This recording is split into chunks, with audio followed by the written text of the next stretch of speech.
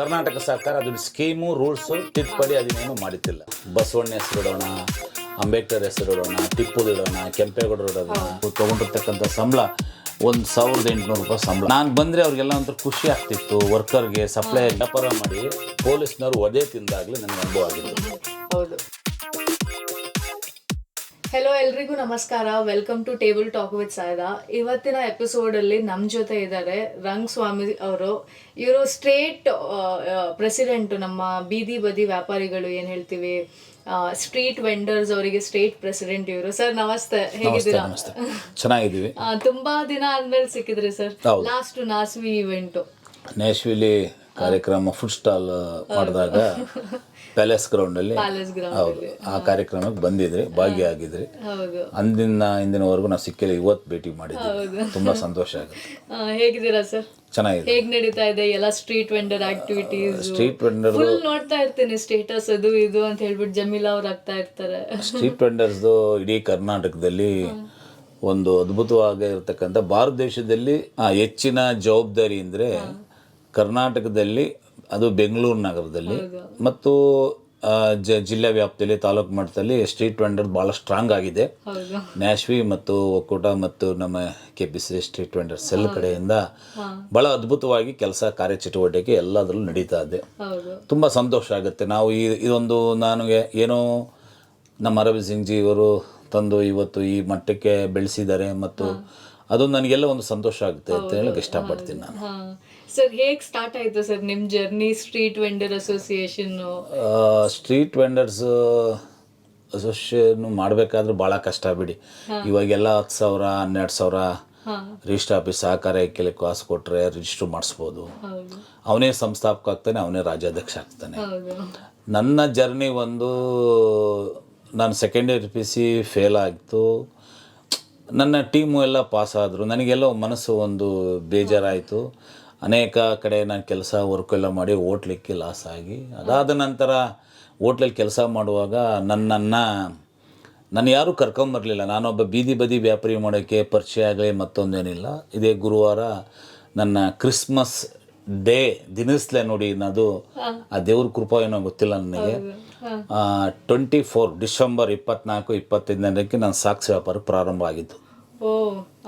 ನನ್ನ ವೃತ್ತಿ ಜೀವನ ಡಿಸೆಂಬರ್ ಇಂದ ಸ್ಟಾರ್ಟ್ ಆಗಿದ್ದು. ಸರ್, ಇದೇ ಖುಷಿಯಲ್ಲಿ ಕಾಫಿ ಕುಡಿತಾ ಮಾತಾಡೋಣ. ನಾವಿವತ್ತಿರೋದು ಸರ್, ಇದು ಬ್ರೂವಿಂಗ್ ಅಂಟೋಲ್ ಸ್ಟೋರೀಸ್ ಅಂತ ಹೇಳ್ಬಿಟ್ಟು ನ್ಯೂಲಿ ಓಪನ್ ಕ್ಯಾಫೆ. ತುಂಬಾ ಒಳ್ಳೆ ಪ್ಲೇಸ್ ಸರ್ ಇದು. ಕಾಫಿ ಟೇಸ್ಟ್ ಮಾಡಿ ಹೇಳಿ ಹೇಗಿದೆ ಅಂತ ಹೇಳ್ಬಿಟ್ಟು. ನನ್ನ ಜರ್ನಿ ಡಿಸೆಂಬರ್ 24ನೇ ತಾರೀಕು ಮರೆಯದ ದಿನದ ಅಂತ ನಾನು ಹೇಳ್ತೀನಿ. ನಾನು ನನ್ನ ಯಾರೇ ಆಗಲಿ, ಫ್ರೆಂಡ್ ಆಗಲಿ, ಮತ್ತೊಂದು ಯಾರೂ ನನ್ನ ಕರ್ಕೊಂಬರ್ಲಿಲ್ಲ. ಸ್ವಂತಾಗಿ ಅದೇನು ನನಗೆ ನನ್ನ ತಲೆಯೆಲ್ಲ ಹೊಲಿತು. ನಾನು ಹೋಟ್ಲಲ್ಲಿ ವರ್ಕ್ ಮಾಡುವಾಗ ಸೂಪರ್ವೈಸರ್ ಆಗಿದ್ದೆ, ಮ್ಯಾನೇಜರ್ ಆಗಿದ್ದೆ. ಏನೋ ಹಿಂಗೆ ಹೋಟ್ಲಲ್ಲಿ ಕೆಲಸ ಮಾಡುವಾಗ ಒಂದು ಮಾತು ಬೆಳೆದಾಗ ಯಾರೂ ಹೇಳಿಲ್ಲ. ಅವತ್ತು ಕ್ರಿಸ್ಮಸ್ ಡೇ 24ನೇ ತಾರೀಕು ನನ್ನ ಹತ್ರಕ್ಕೆ ಹೋಟ್ಲಿಕ್ಕಿದ್ದು ಲಾಸ್ ಆಯಿತು. ಅದಾದಮೇಲೆ ನಾ ಕೆಲಸಕ್ಕೆ ಸೇರಿಕೊಂಡೆ. ಕೆಲಸ ಆದಮೇಲೆ ಸೂಪರ್ವೈಸರ್ ಆದೆ, ಮ್ಯಾನೇಜರ್ ಆದೆ. ಆಮೇಲೆ ಅದಾದಮೇಲೆ ಸ್ವಲ್ಪ ಹಿಂಗೆ ಇರ್ತಲ್ಲ ಹೋಟ್ಲ್ ಸಮಸ್ಯೆಗಳು ಬಂದಾಗ ನಾನೇನು ಮಾಡಿದೆ, ನನಗೆ ಸಂಬಳ ಅವಾಗೆಲ್ಲ ಕಮ್ಮಿ. ಕೇವಲ ನಾವು ತೊಗೊಂಡಿರ್ತಕ್ಕಂಥ ಸಂಬಳ 1800 ರೂಪಾಯಿ ಸಂಬಳ ಒಂದು ತಿಂಗಳಿಗೆ. ನಾನು ವರ್ಕ್ ಮಾಡ್ತಿದ್ದು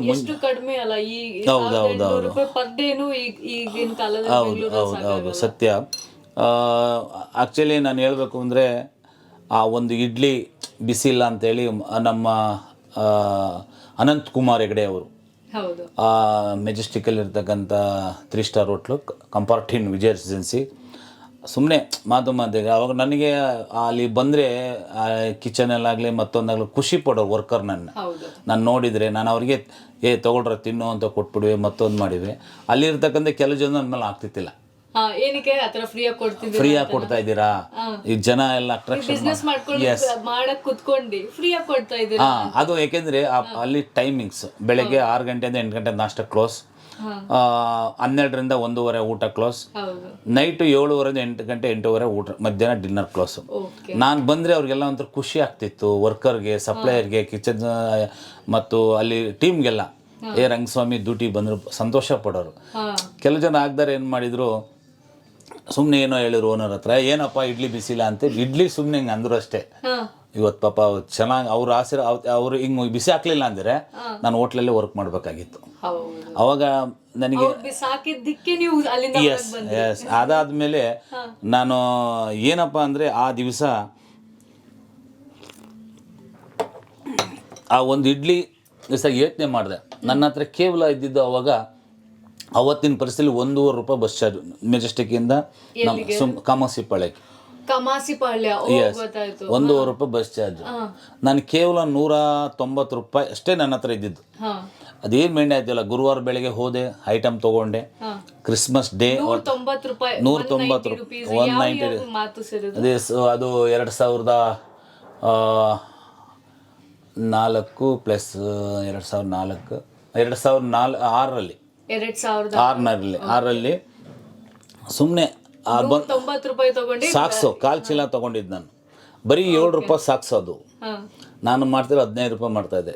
ನೋಡಿದೆ, ಐಡಿಯಾ ಮಾಡಿದೆ, ಒಳ್ಳೆ ಬಿಸ್ನೆಸ್ ಆಯಿತು. ಆ ಸಾಕು ಪರ್ಚೇಸ್ ಮಾಡಿದೆ. ನನಗೆ ಮೈಂಡು ಇಂಥ ಏರಿಯಾದಲ್ಲಿ ಐತಿ ಅಂತಲೂ ಗೊತ್ತಿಲ್ಲ. ಸಂತೋಷ್ ಥಿಯೇಟ್ರ್ ಇದೆ, ಸಂತೋಷ್ ಥಿಯೇಟ್ರ್ ಕೆಳಗಡೆ ಸಾಕ್ಸು ರಾಜಣ್ಣ ಅಂತ ಇದ್ದಾರೆ, ಅವ್ರ ಹತ್ರ ಬರೀ ಕೇವಲ ₹199 ಸಾಕ್ಸ್ ಖರೀದಿ ಮಾಡಿದೆ. ಒಳ್ಳೆ ಬಿಸ್ನೆಸ್ ಆಯ್ತು ನನಗೆ. ಫುಡ್ ತಗೊಂಡು ಮಾತಾಡೋಣ ಸರ್. ಪಿಜ್ಜಾಸು ಬರ್ಗರು ಆಫನ್ ತಿಂತಾ ಇರ್ತೀರಾ ಹೇಗೆ? ಹೌದು ಮೇಡಮ್. ಇವಾಗ ನನಗೆ ಏನಪ್ಪ ಅಂದರೆ ನಮ್ಮ ಸ್ಟ್ರೀಟ್ ವೆಂಡರ್ಸು ಬರ್ಗರ್ ಮತ್ತು ಇದೆಲ್ಲ ಫುಟ್ಪಾತಲ್ಲಿ ಮಾಡ್ತಾ ಇದ್ದಾರೆ. ತುಂಬಾ ಖುಷಿ ಆಗ್ತದೆ, ಬಹಳ ಅದ್ಭುತ. ಆದ್ರೆ ಹೋಟೆಲ್ಗಿಂತ ಅವ್ರು ತುಂಬಾ ಚೆನ್ನಾಗಿ ಮಾಡ್ತಾ ಇದ್ದಾರೆ. ರಶ್ ಹಂಗೆ ಬರ್ತದೆ. ವಿಜಯನಗರ ಸ್ಟ್ರೀಟ್ ಫುಡ್ ಇರ್ಬೋದು, ಆಮೇಲೆ ನಮ್ಮ ನಂದಿ ಲೇಔಟ್ ಆಗಿರ್ಬೋದು, ಆಮೇಲೆ HSR ಆಗಿರ್ಬೋದು. ದಿಸ್ ಗುಡ್ ಅನ್ನಕ್ ನನಗೆ ಇಷ್ಟಪಡ್ತೀನಿ. ಹೋಟೆಲ್ಗಿಂತ ಒಂದು ಫೀಜಾ ಖರೀದಿ ಮಾಡ್ಬೇಕು ಅಂದ್ರೆ ಒಂದು ಅಷ್ಟೇ ಕ್ವಿಕ್ ಆಗಿ ತಿನ್ಬೇಕು ಅಂತ ಹೇಳಿದ್ರೆ ಅಲ್ಲಿ ತಗೊಂಡಿದ್ದು ಹೋಟೆಲ್ ಅಂತ ಹೇಳಿದ್ರೆ ಆಂಬಿಯನ್ಸ್ ಎಂಜಾಯ್ ಮಾಡಕ್ಕೆ, ಫುಡ್ ಎಂಜಾಯ್ ಮಾಡಕ್ಕೆ ಬರ್ತೀವಿ. ಅದು ನಾವು ಕ್ವಿಕ್ ಆಗಿ ಹೋಗ್ಬೇಕಾದ್ರೆ ಸಿಕ್ತು, ತಗೊಂಡು ಹೋದ್ವಿ ಮನೆಗೆ ಮಕ್ಕಳಿಗೆ. ಅದು ಯಾಕಂದ್ರೆ ಕಮ್ಮಿ ರೇಟು ಸಿಗುತ್ತೆ, ಟೇಸ್ಟು ಬರ್ತದೆ, ಬಿಸಿ ಇರುತ್ತೆ. ಈಗ ಪಾರ್ಸಲ್ ಮಾಡ್ತಾರೆ ಪಿಜ್ಜಾ ಅಟ್ಲೀಸ್ಟ್ 150, 200, 250. ನಮ್ಗೆ ಕೇವಲ 100, 150ಗೆಲ್ಲ ಫಸ್ಟ್ ಕ್ಲಾಸ್ ಎಲಿವೇಟಿ ಪಿಜ್ಜಾ ಸಿಗುತ್ತೆ. ತುಂಬಾ ಹಂಗೆ ಟೇಸ್ಟ್ ಮಾಡಿ ನೋಡಿ ಸರ್ ಹೇಗಿದೆ ಇಲ್ಲಿನ ಪಿಜ್ಜಾ.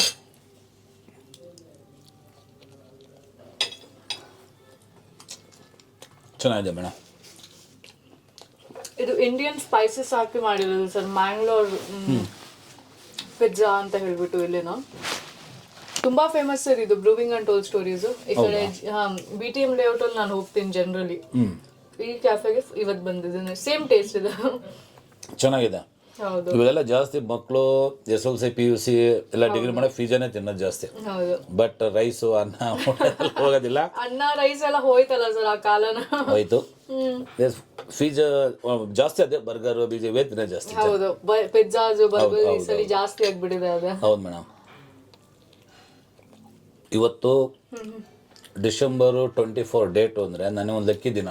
ಹೇಗೆ ಸರ್? ಅದೇ ಹೇಳಿದ್ರಲ್ಲ ನೀವು ಕೆಲಸ ಸ್ಟಾರ್ಟ್ ಮಾಡಿದ್ರಿ, ಏನ್ ಸಾಕ್ಸ್ ಇಂದ ಹೇಳ್ತಾ ಇದ್ರಿ ಸರ್? ಅದೇ ಸಾಕ್ಸು ನಾನು ₹190 ತಗೊಂಡೋಗಿ ಒಂದು ಅಂಗಡಿಲಿ ಖರೀದಿ ಹೋಗಿ ತೊಗೊಂಡು ಬಂದು ಅದು ₹7, ಆಗಿನ ₹6.5 ₹7. ಅದರೊಳ್ಳೆ ನಾವು ₹20, ₹15 ಮಾರ್ತಾಯಿದ್ದು. ಒಳ್ಳೆ ಬಿಸ್ನೆಸ್ ಆಯಿತು, ಚೆನ್ನಾಗಿ ಇಂಪ್ಲಿಮೆಂಟ್ ಆಯಿತು. ಅವಾಗ ರೈಲ್ವೆ ಸ್ಟೇಷನ್ ಅಂತ ಮಾರ್ತಾಯಿದ್ದೆ. ಆಮೇಲೆ ಗಾಂಧಿನಗರ ಸುಖಸಾಗರು ನ್ಯಾಷನಲ್ ಮಾರ್ಕೆಟು ಅಲ್ಲಿ ವ್ಯಾಪಾರ ಮಾಡ್ತಾಯಿದ್ದೆ. ಎಷ್ಟು ವರ್ಷ ಮಾಡಿದ್ರಿ? ದಿಸ್ ಕಂಟಿನ್ಯೂ ಒಂದು ನಾನು 2017ವರೆಗೂ ಇವಾಗಲೂ ವ್ಯಾಪಾರನೇ. ಇವಾಗ ನಾನು 10 ತಿಂಗಳು ಒಂದ್ಸರಿ ಫ್ರೀ ಆದಾಗ ಮಾತ್ರ. ಇವಾಗ ಯಾಕೆಂದ್ರೆ ಕಂಟಿನ್ಯೂ ಮಾಡೋಕ್ಕಲ್ಲ, ಇವಾಗ ಸೇವೆ ಮಾಡೋದೇ ಜಾಸ್ತಿ ಆಗಿದೆ. ಅದರಿಂದ ಅಲ್ಲಲ್ಲಿ ಮಾಡಿ ಲಾಸ್ಟ್ನಲ್ಲಿ ಅದರ ಒಳ್ಳೆ ಸಂಪಾದನೆ ಆಯಿತು. ನನಗೆ ಹೆಮ್ಮೆ ಅನ್ನಿಸ್ತದೆ. ಅದರಲ್ಲಿ ಒಳ್ಳೆ ಚೆನ್ನಾಗಿ ದಿನ 2-3 ಸಾವಿರ ಲಾಭ ನೋಡ್ತಾ ಇದ್ದೆ ಸಾಕ್ಸಲ್ಲೇ. ಸರ್ ಮತ್ತೆ ಇದು ನಾವು ಬೀದಿ ಬದಿ ವ್ಯಾಪಾರಿಗಳು ಅಂತ ಹೇಳ್ಬಿಟ್ಟು ಅವರಿಗೆ ಇಂಪ್ಲಿಮೆಂಟೇಷನ್ಸ್, ಈಗ ಲಾಸ್ ಇದೆ ತುಂಬಾ, ಅದರಲ್ಲಿ ಏನು ಇಂಪ್ಲಿಮೆಂಟೇಷನ್ಸ್ ನಿಮಗೆ ಅನ್ಸುತ್ತೆ ಅದನ್ನ ತರಬೇಕು, ಅವ್ರಿಗೆ ಇನ್ನೂ ಉಪಯೋಗ ಆಗಬೇಕು ಆ ಥರ? ಇವಾಗ ನಾನು ಆ್ಯಕ್ಚುಲಿ ಇದು ಯಾಕೆ ಸಾಕ್ಸು ವ್ಯಾಪಾರದ ಕಷ್ಟ ಗೊತ್ತಾಯ್ತಂದ್ರೆ, ವ್ಯಾಪಾರ ಮಾಡಿ ಪೊಲೀಸ್ನವರು ಒದೆ ತಿಂದಾಗ್ಲೇ ನನಗೆ ಅನುಭವ ಆಗಿತ್ತು. ಹೌದು, ಏನಕ್ಕೆ ಆದ್ರೆ ರೋಡ್ ಸೈಡ್ ಮಾಡ್ತಾರೆ ಅಂತ ಹೇಳ್ಬಿಟ್ಟು ಇವಾಗ ನಮ್ಗಿನ್ನೂ ಆಕ್ಟ್ ಪಾಸ್ ಆಗಿತ್ತಿಲ್ಲ. ಸುಪ್ರೀಂ ಕೋರ್ಟಲ್ಲೂ ಪಾಸ್ ಆಗಿತ್ತಲ್ಲ ಆ್ಯಕ್ಟು. ಭಾಳ ಹೊಡೆತಗಳು, ಬಿಟಿ ಕೇಸ್ಗಳು, 92G ಆ್ಯಕ್ಟ್ ಪ್ರಕಾರ ಪೊಲೀಸು, ಟ್ರಾಫಿಕ್ಕು ಇದೆಲ್ಲ ಕೋರ್ಟ್ಗೆಲ್ಲ ಹಳೆದಿದ್ದೀವಿ ನಾವು. ಕೋರ್ಟು ಮತ್ತೊಂದು ಕೇಸ್ಗಳು, ಪೊಲೀಸ್ನವ್ರು ಹೊಡೆಯೋದು, ಒಳಗಡೆ ಕುಣಿಸೋದು, ಆಮೇಲೆ 200, 500, 1000 ಫೆನಿಟಿಗಳು ಹಾಕೋದು, ಸಂಚಾರಿ ವಿಭಾಗ ಟ್ರಾಫಿಕ್ನವರು ನಮಗೆ ಕೇಸ್ ಹಾಕಿ ಮತ್ತೊಂದು ಕೇಸು ನಮ್ಮ ಕಡೆ ಆಯಿತು. ಅದು ಸುಮಾರು ನಾವು ಇದೆಲ್ಲ ಆದಮೇಲೆ ಒಂದು ಸಂಘಟನೆ ಮಾಡಿಕೊಂಡು ನಾವು ಫಸ್ಟ್ ಪ್ರಥಮವಾಗಿ ಕೆಲವು ಜನ ಹೇಳ್ತಾಯಿದ್ರು, ನಾವು ಬಸವಣ್ಣ ಹೆಸರಿಡೋಣ, ಅಂಬೇಡ್ಕರ್ ಹೆಸರಿಡೋಣ, ಟಿಪ್ಪುದಿಡೋಣ, ಕೆಂಪೇಗೌಡರು ಇಡೋಣ, ಆಮೇಲೆ ಭಾರತ. ನಾನು ಹೇಳಿದೆ ನನ್ನ ಸ್ಥಳದಲ್ಲಿ ಅವಾಗ 11 ಜನ ನಾವು 1,000 ರೂಪಾಯಿ ಹಾಕಿದ್ದು. ಓನ್ಲಿ 11 ಜನ ನನ್ನ ಆತ್ಮೀಯರು ಇಬ್ಬರು ತೀರೋಗಿದ್ದಾರೆ, ಬಾಬು ಮತ್ತು ಜಿಯಾ ಅಂತ. ಫಸ್ಟ್ ನಾನು ಪ್ರಥಮ ಮಾಡಿದಾಗ ಗಾಂಧಿನಗರ ಬೀದಿ ಬದಿ ವ್ಯಾಪಾರಿ ಸಂಘ ಅಂತ ಮಾಡಿ 11 ಜನದಿಂದ ಪ್ರಾರಂಭ ಮಾಡಿದ್ದು. ಇವತ್ತು 11 ಜನದಿಂದ ಪ್ರಾರಂಭ ಮಾಡಿ ನಾವು 1,000 ರೂಪಾಯಿ ನಾವೇ ಹಾಗೆ ಕಟ್ಕೊಂಡು ಆ ಹೊಡೆತಗಳು ಮತ್ತೊಂದು ಪೊಲೀಸ್ನವರೆಲ್ಲ ಬಂದು ನಮ್ಮ ಟೈಮ್ ಸಂಘ ಮಾಡ್ಕೊಂಡಿದ್ದಾರೆ. ಆಮೇಲೆ ರೋಲ್ ಕಾಲ್ ಜಾಸ್ತಿ ಹೋಗ್ತಾ ಇತ್ತು ಅಂತ ಹೇಳಿದ್ರೆ ಹೇಗೆ ಸರ್? ಅಲ್ಲಿ ಮಧ್ಯವರ್ತಿರು ವ್ಯಾಪಾರ ಪ್ಲೇಸ್ಗೆ 50-100 ದಿನ ತಿಂಗಳಿಗೆ ಫಿಕ್ಸ್ ಮಾಡ್ತಾಯಿದ್ರು. ಅವಾಗ 11 ಜನದಿಂದ ನಾವು ಸಂಘಟನೆ ಕಟ್ಟಿ ಬೆಂಗಳೂರು ನಗರದಲ್ಲಿ ಸುಮಾರು 40ರಿಂದ 50 ಸಂಘಟನೆ, ಶಿವಾಜಿನಗರ ಆಗಿರ್ಬೋದು, ಕಾಮಾಕ್ಷಿಪಾಳ್ಯ ಆಗಿರ್ಬೋದು, ಆಮೇಲೆ ಅಂಜನಗರ ಆಗಿರ್ಬೋದು. ಸೊ 60 ಸಂಘಟನೆಗಳು ಈಗ ಆಲ್ರೆಡಿ ಇದೆ, ಜಾಸ್ತಿ ಆಗಿದೆ ಇನ್ನು. ಅದಾದ ಮೇಲೆ 40, 50, 60 ಸಂಘಟನೆ ಕಟ್ಟಿ ಬೆಂಗಳೂರು ನಗರ ಎಲ್ಲ ಕಡೆ ಸುತ್ತಿ ನಾವು ಟೀಮ್ ಒಳ್ಳೆ ಬಿಸ್ನೆಸ್ ಆಗ್ತಿತ್ತು. ನಾವು ಮುಚ್ಚಿಬಿಟ್ಟೆ, ಇಲ್ಲ ಬೆಳಗ್ಗೆ ಟೈಮ್ ಹಾಕೊಂಬಿಡಿವ, ನಮ್ಮಂಗೆ ಮಾಡ್ಕೊಳ್ಳಿ ನೀವು ಸಂಘಟನೆ ಅಂತ ಹೇಳಿ ಒಂದು ಕಟ್ಟಿ ಆದ್ಮೇಲೆ ಅದಾದ್ಮೇಲೆ ಬೃಹತ್ ಬೆಂಗಳೂರು ಬೀದಿ ಬದಿ ವ್ಯಾಪಾರಿ ಸಂಘಟನೆ ಒಕ್ಕೂಟ ಅಂತ. ಅದರಲ್ಲೂ ನಾನೇ ಅಧ್ಯಕ್ಷ. ಅದು ಒಂದು 2013ರಲ್ಲಿ 2013ರಲ್ಲಿ ಆ ಬೃಹತ್ ಬೆಂಗಳೂರು ಬೀದಿ ವ್ಯಾಪಾರ ಅಂತ ಸಂಘಟನೆ ಕಟ್ಟಿ ಅವಾಗ ಬಹಳ ಟಾರ್ಚರ್ ಆ್ಯಕ್ಟ್ ಪಾಸ್ ಆಗಿತ್ತಲ್ಲ. ಆಮೇಲೆ ಸುಪ್ರೀಂ ಕೋರ್ಟ್ಗೂ ಹೈಕೋರ್ಟಲ್ಲಿ ನಾವು NGOದವರು ACT ಅವರು ಎಲ್ಲ ಒಂದು ಹೋರಾಟ ಮಾಡಿದ್ರು. ಮಲ್ಲೇಶ್ವರ ಆಜಾದ್ ಮೈದಾನದಿಂದ ಫ್ರೀಡಂ ಪಾರ್ಕ್ವರೆಗೆ. ಹೌದು, ಅವತ್ತು ರಾಮಲಿಂಗೇಗೌಡ ಸಾಹೇಬರು ಗೃಹ ಮಂತ್ರಿ ಆಗಿದ್ರು. 2013 ಹೇಳ್ತಿರೋದು ನೀವು? ಹೌದು. ಅವಾಗ ಗೃಹ ಮಂತ್ರಿ ಆದಾಗ ನಾವೇ ಅವತ್ತು ಒಂದು 10,000 ಜನ ಸೇರಿಸಿದ್ದು. ಅವಾಗ ಇನ್ನೂ ಆಕ್ಟ್ ಇನ್ನೂ ಪಾಸ್ ಆಗಿತ್ತಿಲ್ಲ.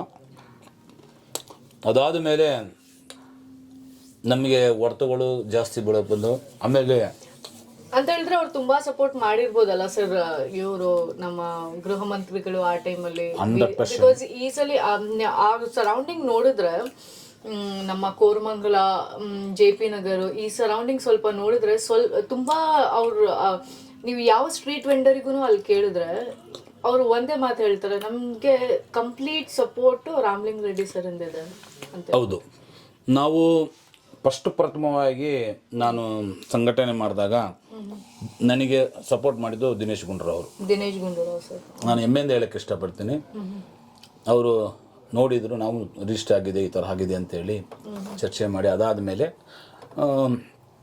ಎಲ್ಲ ಕರೆ ಮಾಡಿದ್ರು. ಅದಾದಮೇಲೆ ಬೃಹತ್ ಬೆಂಗಳೂರು, ಅವಾಗ ಮಿನಿಸ್ಟರ್ ಆಗಿದ್ದು ಗೃಹ ಮಂತ್ರಿಯವರು.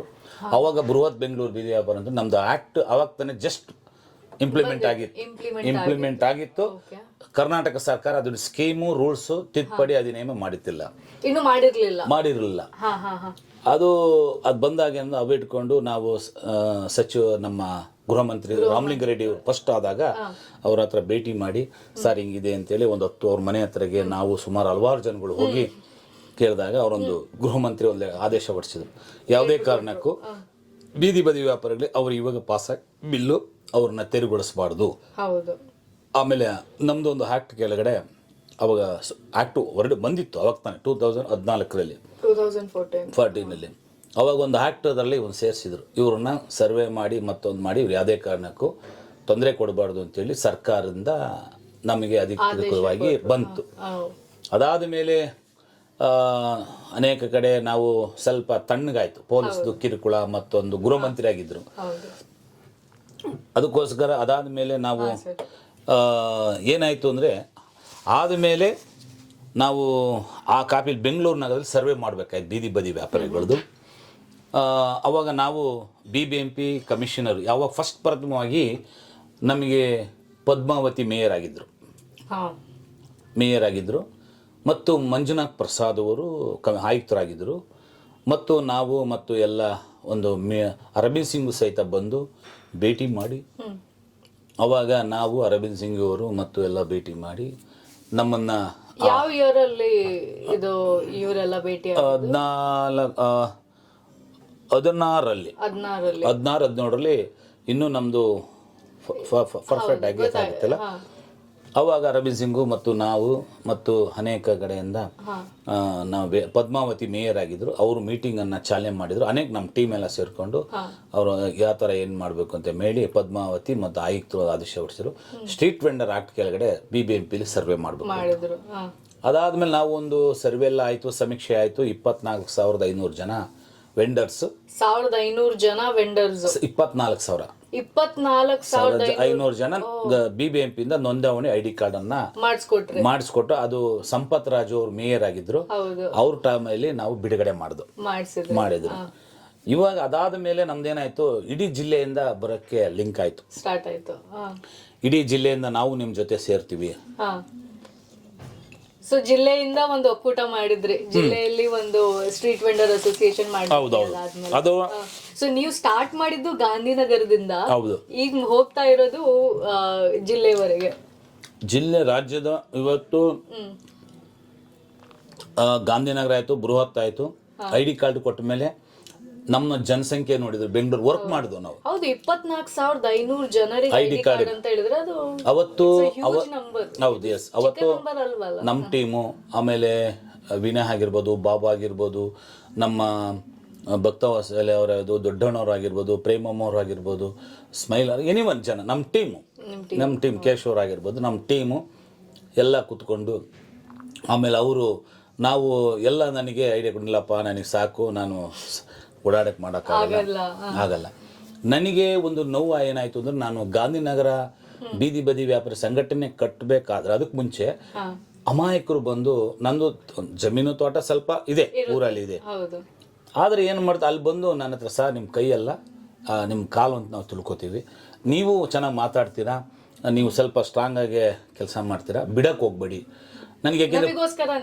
ಹೌದೌದು ಹೇಳಿದ್ರು. ಬಿಕಾಸ್ ಒಂದು ಲೀಡರ್ ಅಂತ ಹೇಳ್ಬಿಟ್ಟು ಅವ್ರು ನಂಬಾದ್ಮೇಲೆ ಅವ್ರಿಗೆ ಸ್ವಲ್ಪ ಬೇಕಿರುತ್ತಲ್ಲ, ನೀವು ನಿಮ್ಮಿಂದ ಎಷ್ಟು ಅನುಕೂಲ. ಬಿಕಾಸ್ ಈಗ ನೋಡಿದ್ರೆ ಸ್ವಲ್ಪ ಬೀದಿ ಬದಿ ವ್ಯಾಪಾರಿಗಳು ಇಗ್ನೋರೆಂಟ್ ಲೆಕ್ಕದಲ್ಲೇ ಅಷ್ಟು ಅವರಿಗೆ ಆಕ್ಟ್ಸ್ ಆಗ್ಲಿ, ಇಂಪ್ಲಿಮೆಂಟೇಷನ್ಸ್ ಆಗ್ಲಿ, ಅವ್ರಿಗೆ ಅಷ್ಟು ಫೋರ್ಸ್ಫುಲಿ ಏನ್ ಹೇಳ್ತಾರೆ, ಅವರಿಗೆ ಅಷ್ಟು ಅನುಕೂಲಗಳಿಲ್ಲ ನೀವು ಬೇರೆ ಸೆಕ್ಟರ್ಸ್ ನೋಡಿದ್ರೆ ಅಲ್ವಾ. ಇವಾಗ ಅದಾದ ಮೇಲೆ ನಾವೇನಾಯ್ತು, ಒಂದು ಅವಾಗ ಅಂದ್ರು ನನಗೆ ಪೊಲೀಸ್ ನಾನು 3 ಏಟು ಹೊಡೆದ್ಬಿಟ್ಟಿದ್ದ.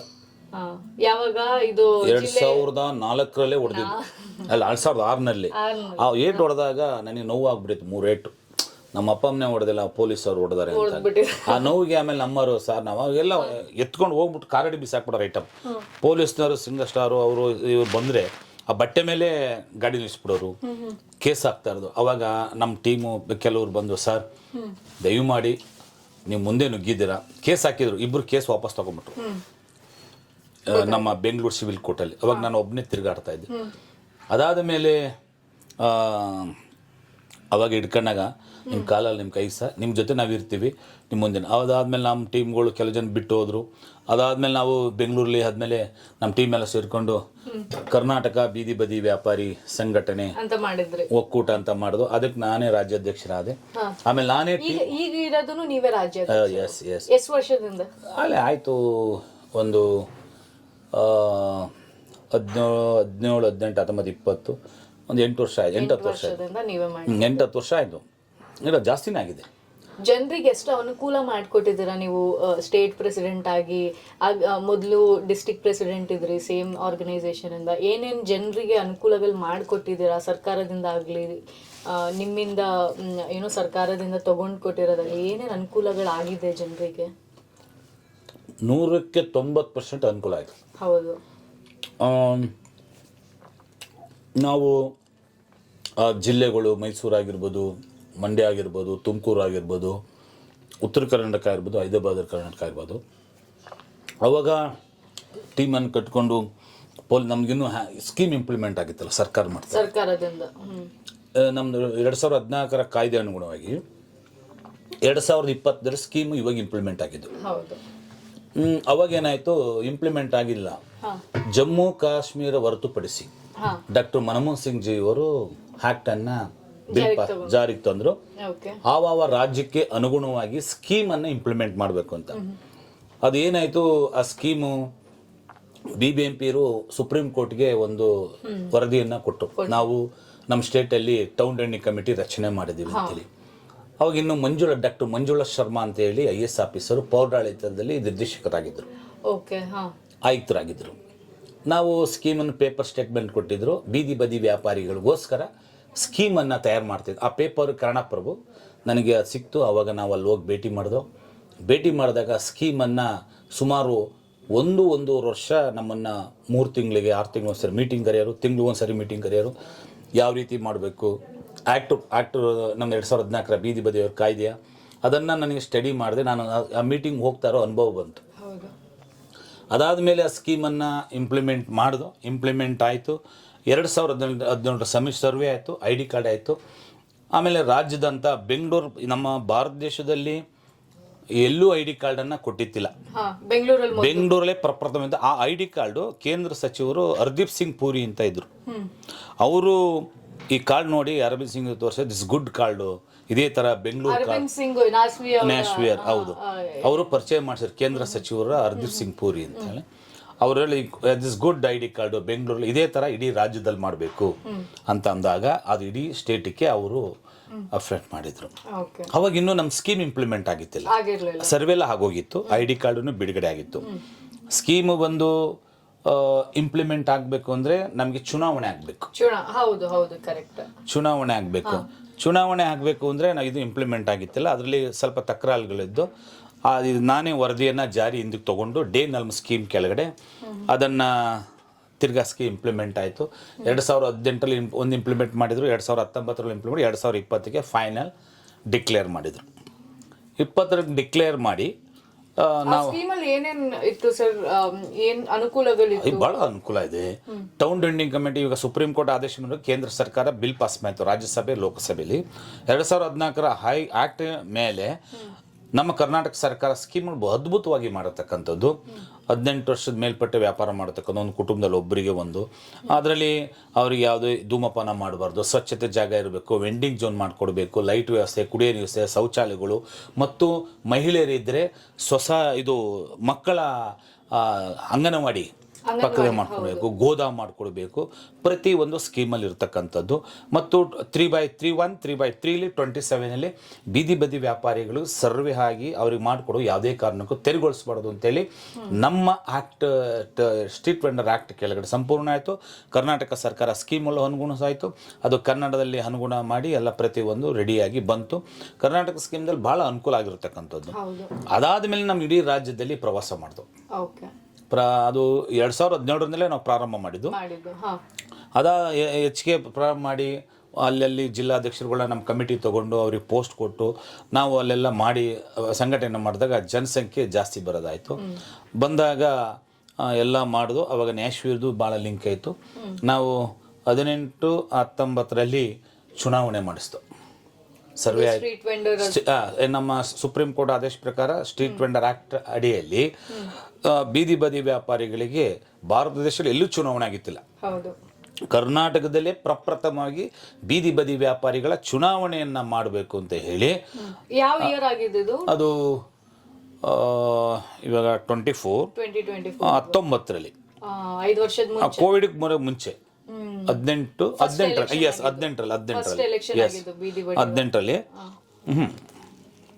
2018ರಲ್ಲಿ ಫಸ್ಟ್ ಇದು ಚುನಾವಣೆ ಆಗಿದ್ದು ಬೀದಿ ಬದಿ ವ್ಯಾಪಾರಿಗಳದ್ದು.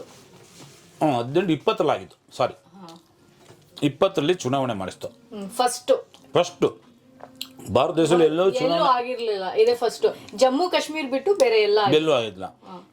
ಬೆಂಗಳೂರು ಮಾಡಿಸಿದಾಗ ಪಟ್ಟಣ ಪಂಚಾಯಿತಿ, ಪುರಸಭೆ, ನಗರಸಭೆ, ಮಹಾನಗರ ಪಾಲಿಕೆ ಮತ್ತು ಎಲ್ಲ ಕಡೆಯಲ್ಲೂ ಎಲ್ಲೆಲ್ಲಿದ್ದಾರೆ ಸ್ಟ್ರೀಟ್ ವೆಂಡರ್ ಸರ್ವೆ ಮಾಡಿರ್ತಕ್ಕಂಥದ್ದು.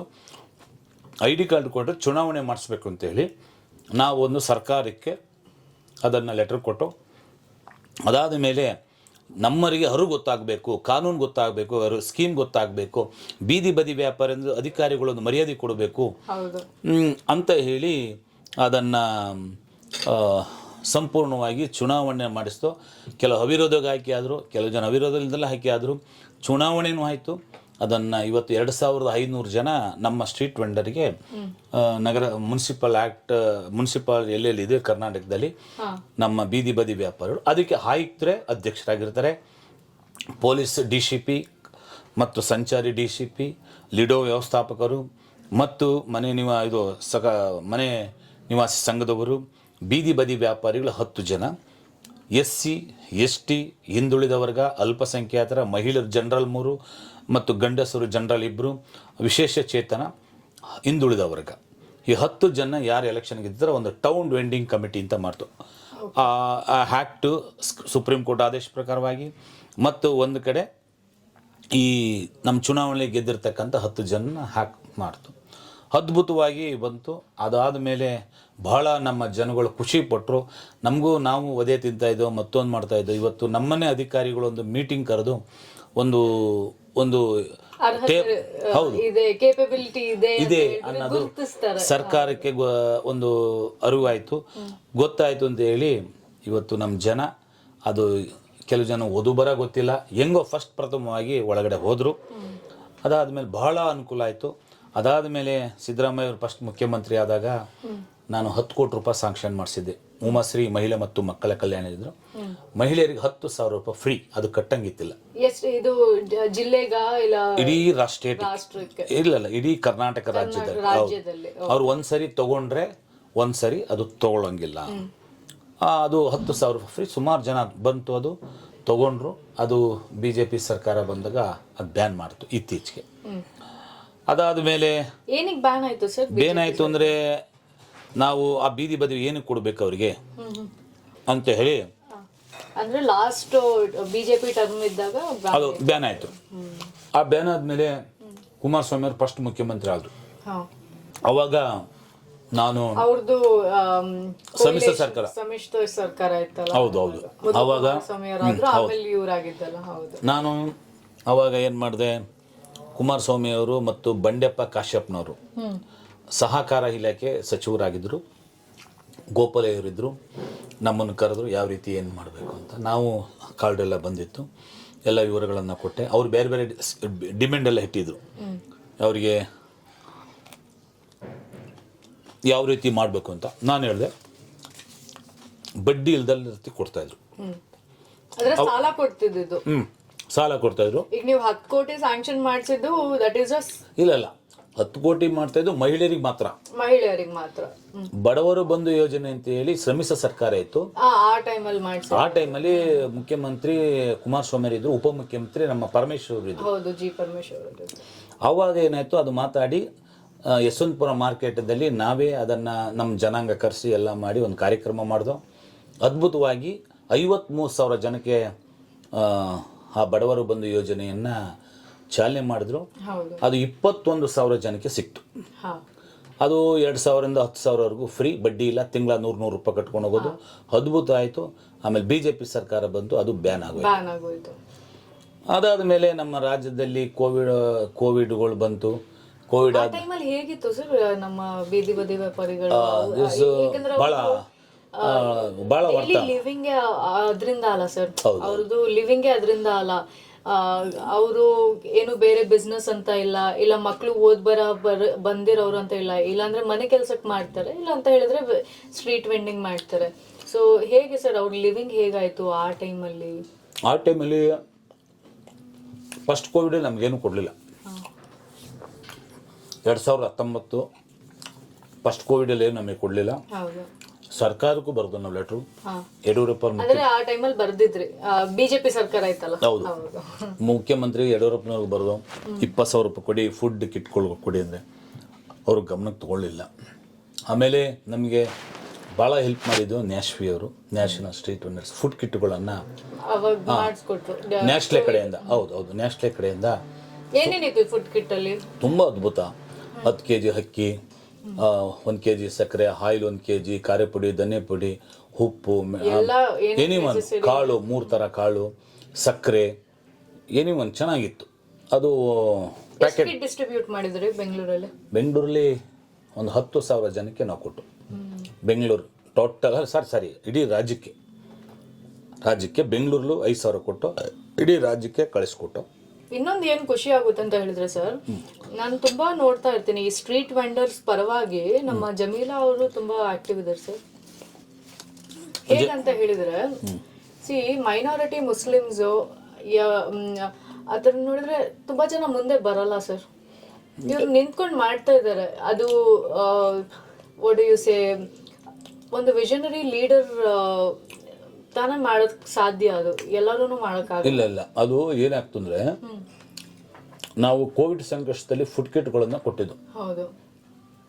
ನಮ್ಮದು ಬೆಂಗಳೂರು ನಗರದಲ್ಲಿ 8 ಕಮಿಟಿ ಇತ್ತು. ಅವ್ರು ಇತ್ತೀಚೆಗೆ ಬಂದಿದ್ದು. ಈಗ ಇಷ್ಟು ವರ್ಷಗಳಿಂದ ನೀವು ಹೇಳಿದ್ರೆ 2006 ಇಂದ ಬೀದಿ ಬದಿ ವ್ಯಾಪಾರಿಗಳು ಒಂದು ಸಂಘಟನೆ ಮಾಡಿದ್ವಿ. ಅದಕ್ಕಿಂತ ಮೊದಲು ಏನಾದ್ರು ಸಂಘಟನೆಗಳು ಇದ್ದುವಾ? ಅದು ಇಷ್ಟು ಸೀಮಿತ ಆಗಿತ್ತಿಲ್ಲ. ಇತ್ತು ಅಂದ್ರೆ ಅವರು ಏನ್ ಹೇಳಿದ್ರು ಅಂದ್ರೆ, ಕೆಲವು ಜನ ಏರಿಯಾದ ಮೇಲೆ ಇಟ್ಕೊಂಡಿದ್ರು, ಈ ದೇವ್ರ ಹೆಸರುಗಳು ಇಟ್ಕೊಂಡಿದ್ರು. ಆಮೇಲೆ ಅವರವ್ರ ಒಕ್ಕೂಟ ಇತ್ತು, ಒಕ್ಕೂಟ ಇಲ್ಲ, ಬರೀ ಸಂಘ ಇದ್ದು. ಆಮೇಲೆ ಬಹಳ ಈ ACTU ಮತ್ತು CETU ಈ ತರ ಸಂಘಗಳು ಮಿಲ್ಲೋರು ಆಗಿದ್ರು.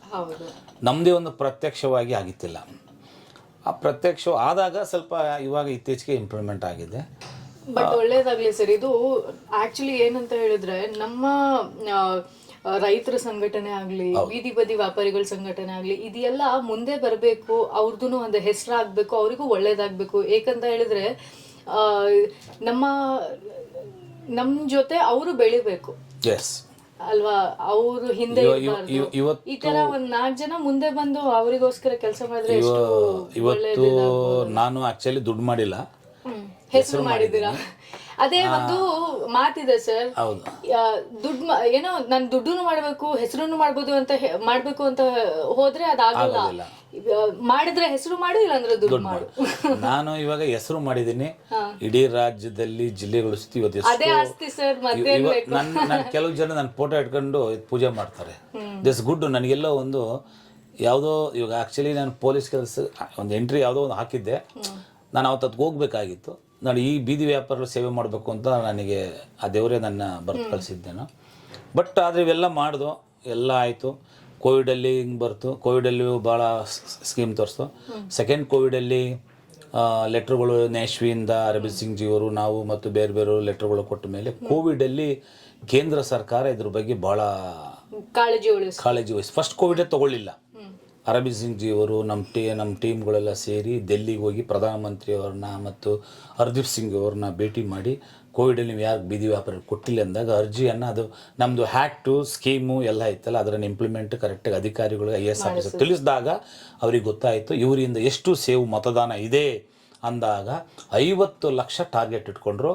ಅದು ಹೆಂಗೆ ಒಂದು ದಿನಕ್ಕೆ 10 ಲಕ್ಷ 20 ಲಕ್ಷ ಈ ಥರ ವೆರಿ ವೆರಿ ವೆರಿ ಆದಾಗ ಅದು ಗೊತ್ತಾಯಿತು. ಸ್ಟ್ರೀಟ್ ವೆಂಡರ್ ಭಾಳ ಜನ ಇದ್ದಾರೆ, ಇವರಿಗೆ ಅನುಕೂಲ ಮಾಡಬೇಕು ಅಂತ ಹೇಳಿ 50 ಲಕ್ಷ ಜನ ಇದ್ದಾರೆ. ಇವಾಗ 50 ಲಕ್ಷ ಜನ ನೋಂದಾವಣಿ ಆಗಿದ್ದಾರೆ. ಅಲ್ಲೇ ಭಾರತ ಸುಮಾರು ಜನ ಇದೆ. 1 ಕೋಟಿ ಮೇಲೆ ಜನಸಂಖ್ಯೆ ಇರತಕ್ಕಂಥದ್ದು ಸ್ಟ್ರೀಟ್ ವೆಂಡರ್ಸ್. ನನಗೆ ಗೊತ್ತಿರೋ ಪ್ರಕಾರವಾಗಿ ಇದೆಲ್ಲ ಆದಮೇಲೆ 10,000ಕ್ಕೆ 10,000 ಕ್ಲೀನಾಗಿ ಕಟ್ಟಿದ 20,000 50,000 ಅದು 1 ಲಕ್ಷ 2 ಲಕ್ಷ ಇದುವರೆಗೂ ಸಿಗ್ತಾ ಇರ್ತಕ್ಕಂಥದ್ದು. ಇವತ್ತು ನಮಗೆಲ್ಲ ಹೆಮ್ಮೆ ಅನ್ನಿಸ್ತದೆ ಅಂದರೆ, ಬೀದಿ ಬದಿ ವ್ಯಾಪಾರಿಗಳಿಗೆ ಇದು ಹ್ಯಾಕ್ಟ್ ರೂಲ್ಸ್ ತಂದಿದ್ದು ಡಾಕ್ಟರ್ ಮನಮೋಹನ್ ಸಿಂಗ್ ಜಿ ಅವರು, ಇಂಪ್ಲಿಮೆಂಟ್ ಮಾಡಿದ್ದು ಡಾಕ್ಟರ್ ಮನಮೋಹನ್ ಸಿಂಗ್. ಅದಾದ ಮೇಲೆ ಕೇಂದ್ರ ಸರ್ಕಾರ ಮೋದಿಯವರು ಫ್ರೆಟ್ ಮಾಡಿದರು. ಬಟ್ ಇದಕ್ಕೆ ಶ್ರಮ ವಹಿಸಿರ್ತಕ್ಕಂಥ ರಾಹುಲ್ ಗಾಂಧೀಜಿಯವರು ಇದಕ್ಕೆ ಭಾಳ ಅದ್ಭುತವಾಗಿ ರಾಹುಲ್ ಗಾಂಧಿ ಅವರೇ ಆ ದಿವಸ ಅವ್ರ ಮನೆಗೆ ಅರವಿಂದ್ ಸಿಂಗ್ ಜಿಯವರು ಅಸಂಘಟಿತ ಕಾರ್ಮಿಕರ ವರ್ಗ ಅಂತ ಏನು ಬರ್ತಲ್ಲ, ಆ ವರ್ಗಕ್ಕೆ ನನಗೆ ಫ್ರೆಂಡ್ ಮಾಡಿದ್ರು. ನಾನು ಆಗ ರಾಜ್ಯಾಧ್ಯಕ್ಷ ಬೇಡ, ಇದು ಒಲ್ದು ಬಂದ ಪಟ್ಟ ಇದು ಭಾಗ್ಯ ನಾನು ಅದಕ್ಕೆ ಹೋಗಿದ್ದಲ್ಲ ನಿಮಗೆ ಬಂದಿರೋ. ಹೌದು, ಇವಾಗ ಸುಮಾರು ರಮೇಶ್ ಅವರಾಗಿರ್ಬೋದು, ಮತ್ತೊಂದಾಗಿರ್ಬೋದು, ನಮ್ಮ ತಮಿಳ್ನಾಡು, ಆಂಧ್ರ, ಕೇರಳ ತುಂಬಾ ಮಾಡ್ತಾ ಇದ್ದಾರೆ ಅನ್ಆರ್ಗನೈಸ್ ಸೆಕ್ಟರಿಗೆ. ಅನ್ಆರ್ಗನೈಸ್ ಸೆಕ್ಟರ್ ಅದು ಅವ್ರು ಯಾವಾಗ್ಲೂ ಮಾತಾಡಿದಾಗ ಅದ್ ಹೇಳ್ತಾ ಇರ್ತಾರೆ, ಅದ್ ಸೆಕ್ಟರ್ ಅಂತ ಹೇಳಿದ್ರೆ it is not about you or me, it is about entire region. ಅದ್ರಲ್ಲಿ ಜಾತಿ ಇಲ್ಲ ಮತ್ತೆ ಎಲ್ಲಾರು ಬಂದ್ಬಿಡ್ತಾರೆ ಅದ್ರಲ್ಲಿ. ಅದಕ್ಕೆ ಸೇವೆ ಮಾಡೋದು ಅಂತ ಹೇಳಿದ್ರೆ ಎಲ್ಲಾರಿಗೂ ಮಾಡ್ದಂಗೆ ಅಂತ ಹೇಳಿ ಹೇಳ್ತಾ ಇರ್ತಾರೆ. ಇವಾಗ ಒಂದು ಲೆಕ್ಕದಲ್ಲಿ ಅವತ್ತು ನಮ್ಮ ತಮಿಳ್ನಾಡು ಬೀದಿ ವ್ಯಾಪಾರಿ ಮಣಿ ಆಗಿರ್ಬೋದು, ತೆಲಂಗಾಣ ಇವರು ಅನೇಕ ಕಡೆ ಎಲ್ಲ ಬೀದಿ ವ್ಯಾಪಾರದ ಅಸಂಘಟಿತ ಕಾರ್ಮಿಕರ ಅಧ್ಯಕ್ಷರುಗಳು ಪೋಸ್ಟ್ ಕೊಟ್ಟರು. ಅವತ್ತು ರಾಹುಲ್ ಗಾಂಧಿ ಅವರು ಉದ್ಘಾಟನೆ ಮಾಡಿದರು. ಅವತ್ತು ನಮ್ಮನ್ನು ಇಲ್ಲಿಂದ ಪ್ರಕಾಶಂ ತೀರೋಗಿದ್ದಾರೆ ಪಾಪ. ಅವರು ಅವ್ರು ನಮ್ಮನ್ನು ಕರ್ಕೊಂಡೋಗಿ ಫ್ರೆಂಡ್ ಮಾಡಿ ಇಲ್ಲಿಂದಲೇ ಅವ್ರನ್ನೇ ಬರಬೇಕು ಅಂತ ಹೇಳಿದರು ಅರವಿಂದ್ ಸಿಂಗ್ ಜಿ ಅವರು, ರಾಹುಲ್ ಗಾಂಧಿ ಅವರು. ಅವತ್ತು ನನಗೆ ಆ ಪಟ್ಟ ಬಂದಬೇಕಾಗಿತ್ತು ನೋಡಿ. ಬಯಸದ ಭಾಗ್ಯ ಇದು ನನಗೆ ಬಂದಿದ್ದು. ಬೀದಿ ಬದಿ ವ್ಯಾಪಾರ ಸ್ಟ್ರಾಂಗ್ ಆಗಿತ್ತು, ಇವರು ಕೆಲಸ ಮಾಡ್ತಾರೆ ಅಂತ ಹೇಳಿದರು. ಇವಾಗ ಹೊಸದಾಗಿ ನನಗೆ ಕರ್ನಾಟಕ ಪ್ರದೇಶ್ ಕಾಂಗ್ರೆಸ್ ಸಮಿತಿ ಬೀದಿ ಬದಿ ವ್ಯಾಪಾರಿ ವಿಭಾಗ ಅಂತೇಳಿ DK ಶಿವಕುಮಾರ್ ಅವರು ಪ್ರತ್ಯಕ್ಷವಾಗಿ ಒಂದು ಸೆಲ್ಲನ್ನು ಮಾಡಿದರು. ನನ್ನ ಕೆಲಸ, ನನ್ನ ತ್ಯಾಗ, ಇವನಂಥ ಒಬ್ಬ ಖಡಕ್ ಲೀಡ್ರು ಅಂತ ಹೇಳಿ DK ಶಿವಕುಮಾರ್ ರಾಜಕೀಯದಲ್ಲಿ ನನಗೆ ಗುರುವಾಗಿ ಒಂದು ಹುದ್ದೆಯನ್ನು ಕೊಟ್ಟರು. ನನಗೆ ಬೀದಿ ಬದಿ ವ್ಯಾಪಾರದಲ್ಲಿ ಮೊದಲೇ ಗುರು ಅರವಿಂದ್ ಸಿಂಗ್ ಜಿಯವರು, ನನಗೆ ರಾಜಕೀಯದಲ್ಲಿ ಒಂದು ದಾರಿ ಮಾರ್ಗದರ್ಶನ ಕೊಟ್ಟಂಥ ನನ್ನ DK ಶಿವಕುಮಾರ್, ನಾನು ಇವ್ರ ಗುರುಗಳು ಅಂತ ನನಗೆ ಇಷ್ಟಪಡ್ತೀನಿ. ಬಟ್ ಬೀದಿ ಬದಿ ವ್ಯಾಪಾರಿಗಳು ಇವತ್ತು ಅಷ್ಟೇ ಒಂದು ಚುನಾವಣೆ ಮುಂಚಿತವಾಗಿ ರಾಹುಲ್ ಗಾಂಧಿಯವ್ರನ್ನು JP ನಗರದಲ್ಲಿ ರಾಮಲಿಂಗಾರೆಡ್ಡಿ ಅಧ್ಯಕ್ಷತೆಯಲ್ಲಿ ನಡೀತು. ಬೀದಿ ಬದಿ ಪ್ರತ್ಯಕ್ಷವಾಗಿ ಒಂದು ನಿಗಮ ಮಂಡಳಿ ಮಾಡ್ತೀನಿ ಅಂತೇಳಿ ಘೋಷಣೆ ಮಾಡಿದ್ದಾರೆ. ಇವಾಗ ಅದಕ್ಕೆ ನಾವು ಸುಮಾರು ಒಂದು ಮಿನಿಮಮ್ ಅಂದರೆ ಒಂದು 50,000 ಜನ ಸೇರಿ, 50 ಜನಸಂಖ್ಯೆ ಸೇರಿ ರಾಹುಲ್ ಗಾಂಧಿಯವರು, DK ಶಿವಕುಮಾರ್ ಜಿಯವರ ಅಧ್ಯಕ್ಷತೆಯಲ್ಲಿ, ಮಾನ್ಯ ಮುಖ್ಯಮಂತ್ರಿ ಸಿದ್ದರಾಮಯ್ಯ ಅವರ ಅಧ್ಯಕ್ಷತೆಯಲ್ಲಿ ಒಂದು ಸಭೆ ಮಾಡಿ ಒಂದು ಪ್ರತ್ಯಕ್ಷ ನಿಗಮ ಮಂಡಳಿ ಕೂಗಬೇಕು ಅಂತೇಳಿ ಒಂದು ಪ್ರಾರಂಭವನ್ನು ಮಾಡ್ತಾಯಿದ್ದೀವಿ. ಇವಾಗ ನನಗೆ ಒಂದು ಹೆಮ್ಮೆ ಅಂದರೆ, ಚಿಕ್ಕದಾಗಿದ್ದಾಗ ನಾನು ನೆಮ್ಮದಿಯಾಗಿ ಊಟ ಮಾಡಿ ಮನಿಕತ್ತಾ ಇದ್ದೆ. ಇವಾಗ ಜಾಸ್ತಿ ಆಗಿದೆ, ನಿದ್ದೆ ಬರಲ್ಲ, ಫೋನ್ಗಳು ಜಾಸ್ತಿ. ಮತ್ತು ಇಡೀ ರಾಜ್ಯದಲ್ಲಿ ನನಗೆ ಗೊತ್ತಿರೋ ಪ್ರಕಾರವಾಗಿ ಎಲ್ಲ ಕಡೆ ನೆಮ್ಮದಿಯಾಗಿ ವ್ಯಾಪಾರ ಮಾಡ್ತಾವ್ರೆ. ಒಂದು ಅದ್ಭುತ ಅನ್ನೋದು ನನಗೆ ಖುಷಿ ಆಗುತ್ತೆ. ತುಂಬಾ ಜನ ಜಾಗದಲ್ಲಿ ನೋಡಿದ್ರೆ ನೀವು ಸ್ಟ್ರೀಟ್ ವೆಂಡರ್ಸ್, ನಾನು ಪರ್ಸನಲಿನೂ ಎಕ್ಸ್ಪೀರಿಯನ್ಸ್ ಮಾಡಿದ್ದೇನೆ. ಒಂದ್ ಸ್ವಲ್ಪ ಯಾರು ಲೋಕಲ್ ಜನ ಬಂದ್ಬಿಟ್ಟು ಇಲ್ಲಿ ಏನಕ್ಕೆ ಹಾಕಿದ್ಯಾ ಅಂಗಡಿ ಏನು ಅಂತ ತಗ್ಸ್ತಿದ್ದಾರೆ. ತುಂಬಾ ಆತರನು ಅವ್ರಿಗೆ ಏನ್ ನೀವು ಸಲಹೆ ಕೊಡಬಹುದು, ಅವರಿಗೆ ಏನ್ ಸೊಲ್ಯೂಷನ್ಸ್? ಇವಾಗ ಇತ್ತೀಚೆಗೆ ನಾನು ನಗರಸಭೆ, ಪುರಸಭೆ, ಪಟ್ಟಣ ಎಲ್ಲರಿಗೂ ಲೆಟರ್ ಬರೆದಿನಿ. IS ಆಫೀಸ್ ಮಂಜುಶ್ರೀ ಮೇಡಮ್ ಅಂತ ಇದ್ರು, ಆಯ್ತು ಉತ್ತಮ ಅಧಿಕಾರಿ, ದಿಸ್ ಗುಡ್ ಮಂಜುಶ್ರೀ ಮೇಡಮ್ ಅಂತ ನಾನು ಹೆಮ್ಮೆಯಿಂದ ಹೇಳ್ತೀನಿ. ಆ ಮೇಡಮನ್ನು ಅವರು ಫುಡ್ಡಲ್ಲಿದ್ದರು, ಅದಾದಮೇಲೆ ಡೇನಲ್ಲಿ ಒಂದು ಆಯುಕ್ತರಾದರು. ಪಾಪ ಏನೇ ಲೆಟ್ರ್ ಕೊಟ್ಟರು, ಎಲ್ಲೇ ಪ್ರಾಬ್ಲಮ್ ಆದರೂ ತಕ್ಷಣವೇ ಅವರು ವರ್ಕ್ ಮಾಡ್ತಾಯಿದ್ರು. ಅಂಥ ಅಧಿಕಾರಿಗಳು ನಮಗೆ ಬೇಕು. ಆಮೇಲೆ ಡಾಕ್ಟರ್ ಸೆಲ್ವಕುಮಾರ್ ಮಾಡಿದ್ರು ಸರ್, ಯಾವಾಗ ಇವಾಗ ನಮ್ದು ಆಕ್ಟ್ ಇದೆ, ಸ್ಕೀಮ್ ಇದೆ, ಹಂಗಾದ್ರೂ ಪೊಲೀಸ್ನವರು ತೊಂದರೆ ಕೊಡ್ತಾ ಇದ್ದಾರೆ, ಅಧಿಕಾರಿಗಳು ತೊಂದರೆ ಕೊಡ್ತಾ ಇದ್ದಾರೆ, ಮತ್ತು ಬೇರೆ ಬೇರೆಯವರೆಲ್ಲ ತೊಂದರೆ ಕೊಡ್ತಾ ಇದ್ದಾರೆ ಅಂತ ಹೇಳಿ ನಾನು ಸುಮಾರು ಮನೆಗಳು ಕೊಟ್ಟಾಗ ಅವಾಗಲೇ ತಕ್ಷಣವೇ ಅಲ್ಲಿನ ಆ ಕಮಿಟಿಗೆ ಲೆಟ್ರ್ ಬರೆಯೋರು ಮತ್ತು ಜಿಲ್ಲಾಧಿಕಾರಿಗಳು ಲೆಟ್ರ್ ಕಳಿಸ್ತಾ ಇದ್ರು. ಯಾವುದೇ ಕಾರಣಕ್ಕೂ ಇವ್ರದ್ದೇ ಆ್ಯಕ್ಟ್ ಇದೆ, ಸ್ಕೀಮ್ ಇದೆ, ಇವ್ರದ್ದು ಒಂದು ಟೌನ್ ರೆಂಡಿಂಗ್ ಕಮಿಟಿ ಇದೆ. ನಾನು ಏನು ಹೇಳ್ತಿದ್ದೀನಿ ಅಂತ ಹೇಳಿದ್ರೆ, ಈಗ ಅವ್ರಿಗೆ ಏನು ಸೊಲ್ಯೂಷನ್ ಅದೇ ಅವ್ರು ಕೊಡಬಾರ್ದು, ಇವ್ರಿಗೆ ಪರಿಹಾರ ವ್ಯವಸ್ಥೆ ಮಾಡಿಕೊಡ್ಬೇಕು. ಪರಿಹಾರ ವ್ಯವಸ್ಥೆ ಮಾಡಿ ಯಾವುದೇ ಕಾರಣಕ್ಕೂ ಪೊಲೀಸಿಗೆ ಇಲಾಖೆಯಲ್ಲಿ ಅಲ್ಲಿ ಅಧಿಕಾರಿಗಳಲ್ಲಿ ತೊಂದರೆ ಕೊಡಬಾರ್ದು ಅಂತೇಳಿ ನಾವು ಅದ್ರ ಮೇಲೆ ಫ್ರೆಂಡ್ ಮಾಡಿ. ಇವಾಗಲೂ ಇದೆ, ಕೆಲವು ಕಡೆ ಇದೆ, ಬಟ್ ನಮ್ಮವ್ರದ್ದು ಒಂದು ಚೂರು ತಪ್ಪಿರುತ್ತೆ. ಏನಪ್ಪ ಅಂದರೆ ಸ್ವಲ್ಪ ಚಿಕ್ಕದು ಹಾಕೊಳ್ಳೋ ಅಂದರೆ ಒಂದು ಸ್ವಲ್ಪ ದೊಡ್ಡದು ಹಾಕೋತಾನೆ, ಅವನೇನು ಮಾಡ್ತಾನೆ, ಸ್ವಲ್ಪ ಫ್ರೆಂಟ್ ಆಗುತ್ತೆ. ಅದು ನಾವು ಅವಾಯ್ಡ್ ಮಾಡ್ತಾ ಹೇಳಿದ್ರೆ ಏನಾದರೂ ಸ್ಪೆಸಿಫಿಕೇಶನ್ ಇದೆಯಾ? ಇಷ್ಟೇ ಅಡಿ ಜಾಗ ಇರಬೇಕು, ಎಷ್ಟಿದೆ ಸರ್? 5ಕ್ಕೆ 6 ಇದೆ. ಏನ್ 5ಕ್ಕೆ 5 ಅಡಿ 6 ಅಡಿ ಒಬ್ಬ ಮನುಷ್ಯ. 6 ಅಡಿಗೆ ಯಾವ ಶಾಪ್ ಏನ್ ಬೇಕು? ಏನಿವನ್ನು ಅದ್ರಲ್ಲಿ 1 to 2 ಅಂದ್ರೆ ಬಾಡಿಗೆ ಜಾಸ್ತಿ ಆಗುತ್ತೆ. ಅದರಲ್ಲಿ ವರ್ಷದ ಬಾಡಿಗೆ ಇದೆ, ತಿಂಗಳು ಬಾಡಿಗೆ ಇದೆ. ಅದು ಏನಂತ ಹೇಳಿದ್ರೆ ಸರ್ಕಾರಕ್ಕೆ ಬಾಡಿಗೆ ಕಟ್ಟಬೇಕು ಅವರಲ್ಲಿ, ಅಲ್ಲಿ ಜಾಗ ತಗೊಂಡು. ಅದು ಜಾಗ ತಗೊಂಡ್ರೆ ಸರ್ಕಾರದ ಮಿನಿಮಮ್ ಅದು ಇವಾಗ ಫುಡ್ಡರ್ಗೆ ಒಂಥರ ಇದೆ, ಕ್ಲಾತರ್ಗೆ ಒಂಥರ ಇದೆ, ಹೂನರು ಹಣ್ಣುತರಿಗೆ. ಫಾರ್ ಎಕ್ಸಾಂಪಲ್ ಈಗ ಫುಡ್ ಅವರು ಅಲ್ಲಿ ಪರ್ಮಿಷನ್ ತಗೊಂಡು ಇದು ಹಾಕಿದ್ದಾರೆ 5/6 ಜಾಗದಲ್ಲಿ, ಎಷ್ಟು ಅವ್ರದ್ದು ಗ್ಯಾರಂಟಿ? ಇವಾಗ ಉದಾಹರಣೆ ಇದು ಆಗ್ಬೇಕು ಅಂದ್ರೆ ನಾವು ಅವ್ರಿಗೆ vending zone, no vending zone ಮಾಡಬೇಕಾಗತ್ತೆ, ಟೆಂಪ್ರವರಿ ವೆಂಡಿಂಗ್ ಝೋನ್ ಮಾಡಬೇಕಾಗತ್ತೆ. ಅಲ್ಲಿ ಮಾಡಿ ನಮ್ಮ ಟೌನ್ ರೆಂಡಿಂಗ್ ಕಮಿಟಿಲಿ ಇಷ್ಟು ಮಿನಿಮಮ್ 350 ರೂಪಾಯಿಂದ ಸ್ಟಾರ್ಟ್ ಆಗುತ್ತೆ. 350 ರೂಪಾಯಿ ತಿಂಗಳಿಗೆ. ಅದನ್ನ ನಾವು ಕುಶಲ ಮ್ಯಾಕ್ಸಿಮಮ್ ಎಷ್ಟು ಹೋಗುತ್ತೆ? ಅದು ಒಂದು ಮಿನಿಮಮ್ ಒಂದು ವರ್ಷಕ್ಕಾದರೆ ನನ್ನ ಗೊತ್ತಿರೋ ಒಂದು 9,000ವರೆಗೂ ಬರುತ್ತೆ. 9,000 ಇಲ್ಲ 5,000ವರೆಗೂ ಬರುತ್ತೆ. ಅದು ಡಿಫ್ರೆಂಟ್ ಕಮಿಟಿಗಳು ತೀರ್ಮಾನ ಮಾಡಿದಾಗ. ಈಗ ಅವರು ಅದು 5/6 ಜಾಗದಲ್ಲಿ ಅವರೇ ಬಿಲ್ಡ್ ಮಾಡ್ಕೊಳ್ಬೇಕಾ ಇಲ್ಲ ಸರ್ಕಾರದಿಂದನೂ ಅದಕ್ಕೇನು ಅನುಕೂಲ? ಅದು ಸರ್ಕಾರ ಅದೇ ಹೇಳಿದ್ನಲ್ಲ, ಅವರಿಗೆ ಕುಡಿಯೋ ನೀರು ವ್ಯವಸ್ಥೆ ಆಗಿರ್ಬೋದು, ಶೌಚಾಲಯಗಳಾಗಿರ್ಬೋದು, ಸೆಡ್ಗಳು ಹಾಕಿರ್ತಕ್ಕಂಥದ್ದಾಗಿರ್ಬೋದು, ಲೈಟ್ ಎಲ್ಲ ಅನುಮತಿ ಕೊಡ್ತಾರೆ. ಇವಾಗ ಬೆಂಗಳೂರು ಸಿಟಿಲಿ ಕೆಲವು ಕಡೆ ಮಾಡೋಕ್ಕಾಗೋದಿಲ್ಲ. ಉದಾಹರಣೆ ಶಿವಮೊಗ್ಗ ಮಾಡಿದ್ದಾರೆ, ಹುಬ್ಳಿ ಮಾಡಿದ್ದಾರೆ, ಅನೇಕ ಕಡೆ ಮೈಸೂರಲ್ಲಿ ಮಾಡಿದ್ದಾರೆ, ಅನೇಕ ಕಡೆ ಇವಾಗ ವೆಂಡಿಂಗ್ ಝೋನ್ಗಳು ಮಾಡಿದ್ದಾರೆ. ಅಂಥ ಕಡೆ ಇವಾಗ ಅಲ್ಲೇ ಬಾಡಿ ಫಿಕ್ಸ್ ಆಗಿರತಕ್ಕಂಥದ್ದು. ಅದರಿಂದ ಇವಾಗ ಅದನ್ನು ಸಂಪೂರ್ಣವಾಗಿ ಬೆಂಗಳೂರು ನಗರದಲ್ಲಿ ನಾವು ಟೆಂಪ್ರವರಿ ವೆಂಡಿಂಗ್ ಝೋನ್ ಮಾಡಿ ಬಾಡಿಗೆಯನ್ನು ಫಿಕ್ಸ್ ಮಾಡೋ ಅಂತ ಮುಂದಿನ ದಿನದಲ್ಲಿ ಮಾಡ್ತಾ ಇದ್ದೀವಿ. ಇವಾಗ BBMP ವತಿಯಿಂದಲೂ ನಾವು ಎಷ್ಟು ಇದು ಕೊಡ್ತಾರೆ ಸರ್ ಒಂದು ಏರಿಯಾ? ಫಾರ್ ಎಕ್ಸಾಂಪಲ್ ನೀವು ಗಾಂಧಿನಗರ ಅಂತ ಹೇಳಿದ್ರಿ, ಎಷ್ಟು ಏನೋ ವೆಂಡರ್ಸ್ ಶಾಪ್ಸ್ ಹಾಕ್ಬಹುದು, ಎಷ್ಟು ಅನುಮತಿ ಇದೆ ಒಂದು ಏರಿಯಾಗೆ? ಆತರ ಇದೆ ಇದೆ ಇದೆ ಹೌದೌದು. ನಮ್ಮ ಆಕ್ಟ್ ಸ್ಕೀಮ್ ಕೆಳಗಡೆ ಜನಸಂಖ್ಯೆ ಆಧಾರದ ಮೇಲೆ ಜನಸಂಖ್ಯೆ ಆಧಾರ 2.5%, 2.5 ಅಂದ್ರೆ 1 ಲಕ್ಷಕ್ಕೆ ಇಷ್ಟು ಜನ ವ್ಯಾಪಾರಿಗಳು ಇರಬೇಕು ಅಂತ ನಮ್ಮ ಆಕ್ಟ್ ಅಲ್ಲೂ ಹೇಳುತ್ತೆ ಮತ್ತು ಸ್ಕೀಮಲ್ಲೂ ಹೇಳುತ್ತೆ. ಜನಸಂಖ್ಯೆ ಆಧಾರದ ಮೇಲೆ ಅಲ್ಲಿ ಮಾರ್ಕೆಟ್ ಮಾಡಿಕೊಡ್ಲೇಬೇಕಾಗತ್ತೆ ಪ್ರತಿಯೊಬ್ಬರಿಗೂ. ಅದು ಸಹಿತ ಆಗುತ್ತೆ. ಇದು ಮಾಡಬೇಕಾದ್ರೆ ನಮ್ಮ ಕಾನೂನಲ್ಲೂ ಬಂದ್ಬಿಟ್ಟಿದೆ. ಅದರಲ್ಲೂ ಅವಾಗಲೇ ನಮ್ಮ ಇದಕ್ಕೆ ಸರಿಯಾದ ಸುಪ್ರೀಂ ಕೋರ್ಟಲ್ಲೂ ಆದೇಶ ಆಗಿದೆ ಮತ್ತು ನಮ್ಮ ಹಿರಿಯ ನ್ಯಾಯಾಧೀಶರುಗಳಾಗಿರ್ಬೋದು, ಅಧಿಕಾರಿಗಳು ಇದ್ರ ಕುಂತ್ಕೊಂಡು ಆ್ಯಕ್ಟ್ ಮುಖಾಂತರ ಒಳಗಡೆ ಏನೇನು ಸೇರಿಸ್ಬೇಕು ಅದೆಲ್ಲ ಕಂಪ್ಲೀಟಿವಾಗಿ ವರ್ಕ್ ಮಾಡಿ ಇವತ್ತು ಸೇರಿಸಿದ್ರೆ ಇದೆ. ಇವಾಗ ನಾವು ಒಂದು ಉದಾಹರಣೆ 5 ಅಡಿ 6 ಅಡಿ ಅದಕ್ಕಿಂತ ಸ್ವಲ್ಪ ಜಾಗ ಜಾಸ್ತಿ ಬೇಕು ಅಂದರೆ ಬಾಡಿಗೆ ತೊಗೋಬೋದು, ಬಾಡಿಗೆ ಜಾಸ್ತಿ ಆಗುತ್ತೆ. ಮತ್ತು ಕೆಲವು ಜನ ಈ ಚಿಕ್ಕದವರು ಇರ್ತಾರೆ, ಅವ್ರಿಗೂ ಬಾಡಿಗೆ ಕಮ್ಮಿ ಆಗುತ್ತೆ.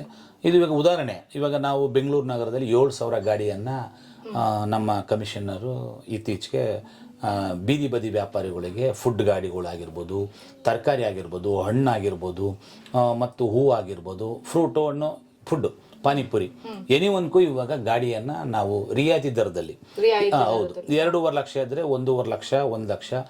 ಮಹಿಳೆಯರಿಗೆ ಸಬ್ಸಿಡಿ ಇದೆ ಮತ್ತು ಗಂಡಸರಿಗೂ, ಮಹಿಳೆಯರಿಗೆ ಜಾಸ್ತಿ ಇದೆ, ಗಂಡಸರು ಅದೇ ಇದಿರಬೇಕು, ಯಾವುದು ಡ್ರೈವಿಂಗ್ ಲೈಸೆನ್ಸ್ ಇರಬೇಕು ಪ್ರತಿಯೊಬ್ಬರಿಗೂ. ನಾವು ಮುಂದಿನಲ್ಲಿ ಇವಾಗ ಏನು ಸರ್ವೆ ಆಗಿದೆಯಲ್ಲ, ಇವಾಗ ನಾವು ಸರ್ವೇಲಿ ಏನು ಮಾಡಿದ್ದೀವಿ ಅಂದರೆ ರೇಷನ್ ಕಾರ್ಡ್ ಕಡ್ಡಾಯಗೊಳಿಸಿದ್ದೀವಿ. ನಮ್ಮ ಸ್ಕೀಮಲ್ಲಿದೆ. ಯಾಕೆ ರೇಷನ್ ಕಾರ್ಡು ಅಂದರೆ ಬಿಹಾರಿ, ರಾಜಸ್ಥಾನ್, ಔಟ್ ಆಫ್ ಕಂಡ ಬರ್ತಾರೆ, 50 ಜನ 100 ಜನ ತಂದು ಗಲೀಜು ಮಾಡೋಗ್ಬಿಡ್ತಾರೆ. ಅದು ಏನಾಗುತ್ತೆ ಅಂದರೆ ಕಂಟ್ರೋಲ್ ಮಾಡೋಕ್ಕಾಗಲ್ಲ. ಆಮೇಲೆ ನಿಜವಾದ ವ್ಯಾಪಾರ ವಯಸ್ಸಾದವರು, ಹಿರಿಯವರು ಸುಮಾರು ವರ್ಷದಿಂದ ಮಾಡ್ತಾ ಇರ್ತಾರೆ. ಅವನು ಯಾರೋ ಹೊಸಬ ಬಂದಲ್ಲಿ ಮಾಡಿಬಿಟ್ಟು ಬಿಸಾಕೊಡು, ಅಪ್ಪ ನಿಜವಾದ ವ್ಯಾಪಾರಿಗಳಿಗೆ ಹೊಡ್ತಾ ಬೀಳುತ್ತೆ. ಅದರಿಂದ ಈ ಸತಿ ಸರ್ವೆಯಲ್ಲಿ 24,000 ಸರ್ವೆ ಆಗಿದೆ ಅಲೆಯ. ಇದೆಲ್ಲ ಒಂದು GPS ಮ್ಯಾಪಿಂಗು ತಮ್ಮೊಂದು ಬಿಟ್ಟು ತಮ್ಮ ಅಳಿಸ್ಕೋಬೇಕಾಯ್ತು. ಇದನ್ನು ಸ್ಕ್ಯಾನ್ ಮಾಡೋದು, ವಿಡಿಯೋ ಚಿತ್ರಣ ಮಾಡಿ ಅವರಿಗೆಲ್ಲ ಸಂಪೂರ್ಣವಾಗಿ ಈ ಸತಿ ರೇಷನ್ ಕಾರ್ಡ್ ಕಡ್ಡಾಯ ಆಗಿದೆ. ಬ್ಯಾಂಕ್ ಅಕೌಂಟ್ ನಂಬರು ಮತ್ತು ಎಲ್ಲ ಗೊಳಿಸಿ ಇವಾಗ BBMPಲಿ ID ಕಾರ್ಡ್ ಕೊಟ್ಟ ಮೇಲೆ ಅವರಿಗೆ ಅರ್ಜಿ ಹಾಕೋಕ್ಕೆ ಬೆಂಗಳೂರು ನಗರದಲ್ಲಿ ಒಂದು ನಾವು ಗಾಡಿಯನ್ನು ಅದೇ ಥರ ಎಲ್ಲ ಕಡೆಯಲ್ಲಿ ಕೊಡಬೇಕು ಅಂತ ನಾವು ಹಮ್ಮಿಕೊಳ್ಳೋ ಕಾರ್ಯಕ್ರಮ ಇಟ್ಕೊಂಡಿದ್ದೀವಿ. ಸೊ ಅವ್ರಿಗೆ ನೀವು ಜಾಗ ಅಂತ ಹೇಳಿದ್ರಿ, ಈಗ ತುಂಬಾ ಜನ ರೋಡ್ ಸೈಡ್ ಮಾಡ್ತಾ ಇರ್ತಾರೆ, ಅವ್ರಿಗೆ ತುಂಬಾ ಪ್ರಾಬ್ಲಮ್ಸ್ ಆಗ್ತಾ ಇದೆ. ಸೊ ಅವರಿಗೆ ಸರ್ಕಾರದಿಂದ ಏನೇನು ಅವರು ಮಾಡಿಸ್ಕೊಳ್ಬೇಕು, ಏನೇನು ಅವರಿಗೆ ಇದಿದೆ ಪ್ರೂಫ್ ಆಗಿ, ಯಾರು ಬಂದು ಕೇಳಿದ್ರೆ ಇಲ್ಲ ನಮ್ಮ ಹತ್ರ ಇದು ID ಕಾರ್ಡ್ ಇದೆ, ಏನದು ಯಾವ ಕಾರ್ಡ್ ಅವ್ರು ಮಾಡಿಸ್ಕೊಳ್ಬೇಕು ಏನು ಅಂತ ಹೇಳ್ಬಿಟ್ಟು. ಇವಾಗ ಬೆಂಗಳೂರು ನಗರ ಇಡೀ ರಾಜ್ಯದಂತಾಗಿರ್ಬೋದು, ನಮ್ಮ ಆಕ್ಟ್ ನಮ್ಮ ಬೆಂಗಳೂರು ನಗರದಲ್ಲಿ ಏನ್ ಆಕ್ಟ್ ಇದೆ ಎಲ್ಲ ರಾಜ್ಯಕ್ಕೂ ಅಪ್ಲಿಕೇಬಲ್, ಬಿಕಾಸ್ ನಮ್ಮ ಸ್ಟೇಟಿಂದಲೇ ಒಂದೇ ರೂಲ್ಸ್. ಅದು ನಗರಸಭೆ, ಪುರಸಭೆ, ಬೆಂಗಳೂರು ನಗರ ಒಂದೇ ಎಲ್ಲ ಸ್ಕೀಮ್. ಅದನ್ನ ಪ್ರತಿಯೊಬ್ಬರು ID ಕಾರ್ಡ್ ಪಡ್ಕೋಬೇಕು. ID ಕಾರ್ಡ್ ಪಡ್ಕೊಂಡ್ರೆ ಆ ಜಾಗ ಅದು ಏನ್ ID ಕಾರ್ಡ್ ಪಡ್ಕೊಂಡು BBMP ಲೈಸೆನ್ಸ್ ಅಲ್ಲಿ ಯಾರ ಹತ್ರ ಹೋಗಿ ಮಾಡಿಸ್ಬೇಕು ಇಲ್ಲ, ಅದು ಸ್ಥಳಕ್ಕೆ ಇವಾಗ ಅದೇ ನಾನು GPS ಮ್ಯಾಪಿಂಗು ಸರ್ವೆ ಮಾಡಬೇಕು ಅಂತ ಹೇಳಿ ನಾವು. ಎಷ್ಟು ವರ್ಷಕ್ಕೆ ಒಂದ್ಸಲಿ ಇದು ಸರ್ವೆ ಆಗುತ್ತೆ? ಇದು ಸರ್ವೆ ಫಸ್ಟ್ 7 ವರ್ಷ ಆಗಿತ್ತಾಗಿ ಇವಾಗ ಸರ್ವೆ ಪ್ರಾರಂಭ ಆಗುತ್ತೆ. ಏನಕ್ಕೆ ಸರ್ ಅಷ್ಟು ಏಜ್? ಅದು ಗ್ಯಾಪ್ ಬೆಂಗಳೂರು ನಗರದಲ್ಲಿ ಏನಾಗಿತ್ತು ಅಂದ್ರೆ ನಮಗೆ ಪೇಪರ್ ಸರ್ವೆ ಮಾಡಿದ್ರು ಫಸ್ಟ್ ಮಾಡಿದಾಗ, ಇನ್ನು ಸ್ಕೀಮ್ ಇಂಪ್ಲಿಮೆಂಟ್ ಆಗಿತ್ತಿಲ್ಲ. ಇವಾಗ ಸ್ಕೀಮ್ ಇಂಪ್ಲಿಮೆಂಟ್ ಆಯಿತು. ಆ ಸ್ಕೀಮ್ ಇಂಪ್ಲಿಮೆಂಟ್ ಆದಾಗ ಇವಾಗ ನಾನು GPS ಮಾಡಬೇಕು, ತಮ್ಮ ಅಳವಡಿಸ್ಬೇಕು, ವಿಡಿಯೋ ಚಿತ್ರಣ ಮಾಡಬೇಕು ಮತ್ತು ಬಯೋಮೆಟ್ರಿಕ್ ಎಲ್ಲ ಮಾಡಿ Karnataka ration card, Aadhaar card ಎಲ್ಲ, bank account number, family photo ಎಲ್ಲ ಈ ಥರ ಮಾಡೋಕ್ಕೆ ಒಂದು ಹಾಫ್ ರೆಡಿ ಮಾಡಿದ್ದಾರೆ. ಹಾಫ್ ರೆಡಿ ಮಾಡಿ ಆ ಜೋನ್ಗೆ ಅದು ಅನುಗುಣ ಆಗುತ್ತೆ. ಅವನು ವ್ಯಾಪಾರ ಇದೇ ಲೊಕೇಶನ್ ಅಂತ ಗೊತ್ತೆ, ಸ್ಥಿರ, ಸಂಚಾರಿ, ವಾರದ ವ್ಯಾಪಾರ, ಸಂಡೇ ವ್ಯಾಪಾರ, ಹಬ್ಬದ ವ್ಯಾಪಾರ ಕಂಪ್ಲೀಟ್ ಎಲ್ಲ ಗುರುತಿಸ್ಕೋತಾರೆ. ಆವಾಗ ID ಕಾರ್ಡ್ ಇದ್ದಾಗ ಅವರಿಗೆ ನೆಕ್ಸ್ಟ್ ಜೋನ್ ಮಾಡ್ತಾರೆ, ABCD. ಎ ಅಂದರೆ ಒಂದು ಈ ನಮ್ಮ ಸ್ಥಿರ ವ್ಯಾಪಾರ ಥರ, ಸ್ಥಿರ ಅಂದರೆ ಕುಂತ್ಕೊಂಡು ವ್ಯಾಪಾರ, ಪರ್ಮನೆಂಟ್. ಸಂಚಾರಿ ವ್ಯಾಪಾರಿ ಅಂದರೆ ಮೂವಿಂಗು. ಮತ್ತು ಈ ಇದರಲ್ಲಿ ಬರ್ತಾರೆ ನೋಡಿ, ID ಕಾರ್ಡ್ ಅಲ್ಲಿ 4 ವೆರೈಟಿ. ಎಸ್. ಆಮೇಲೆ ನಮ್ಮ ಇದರಲ್ಲಿ ಯಾವುದರಲ್ಲಿ ಈ ಸರ್ಕಲಲ್ಲಿ ನಿಂತ್ಕೊಂಡು ಮಾರತಕ್ಕಂಥದ್ದು, ಅದಕ್ಕೂ ಡಿ ಅಂತ ಬರುತ್ತೆ, ಇವಕ್ಕೆಲ್ಲ ಒಂದೊಂದೊಂದು ಅಂತಂದು ಹೋಗಿ ಬರುತ್ತೆ.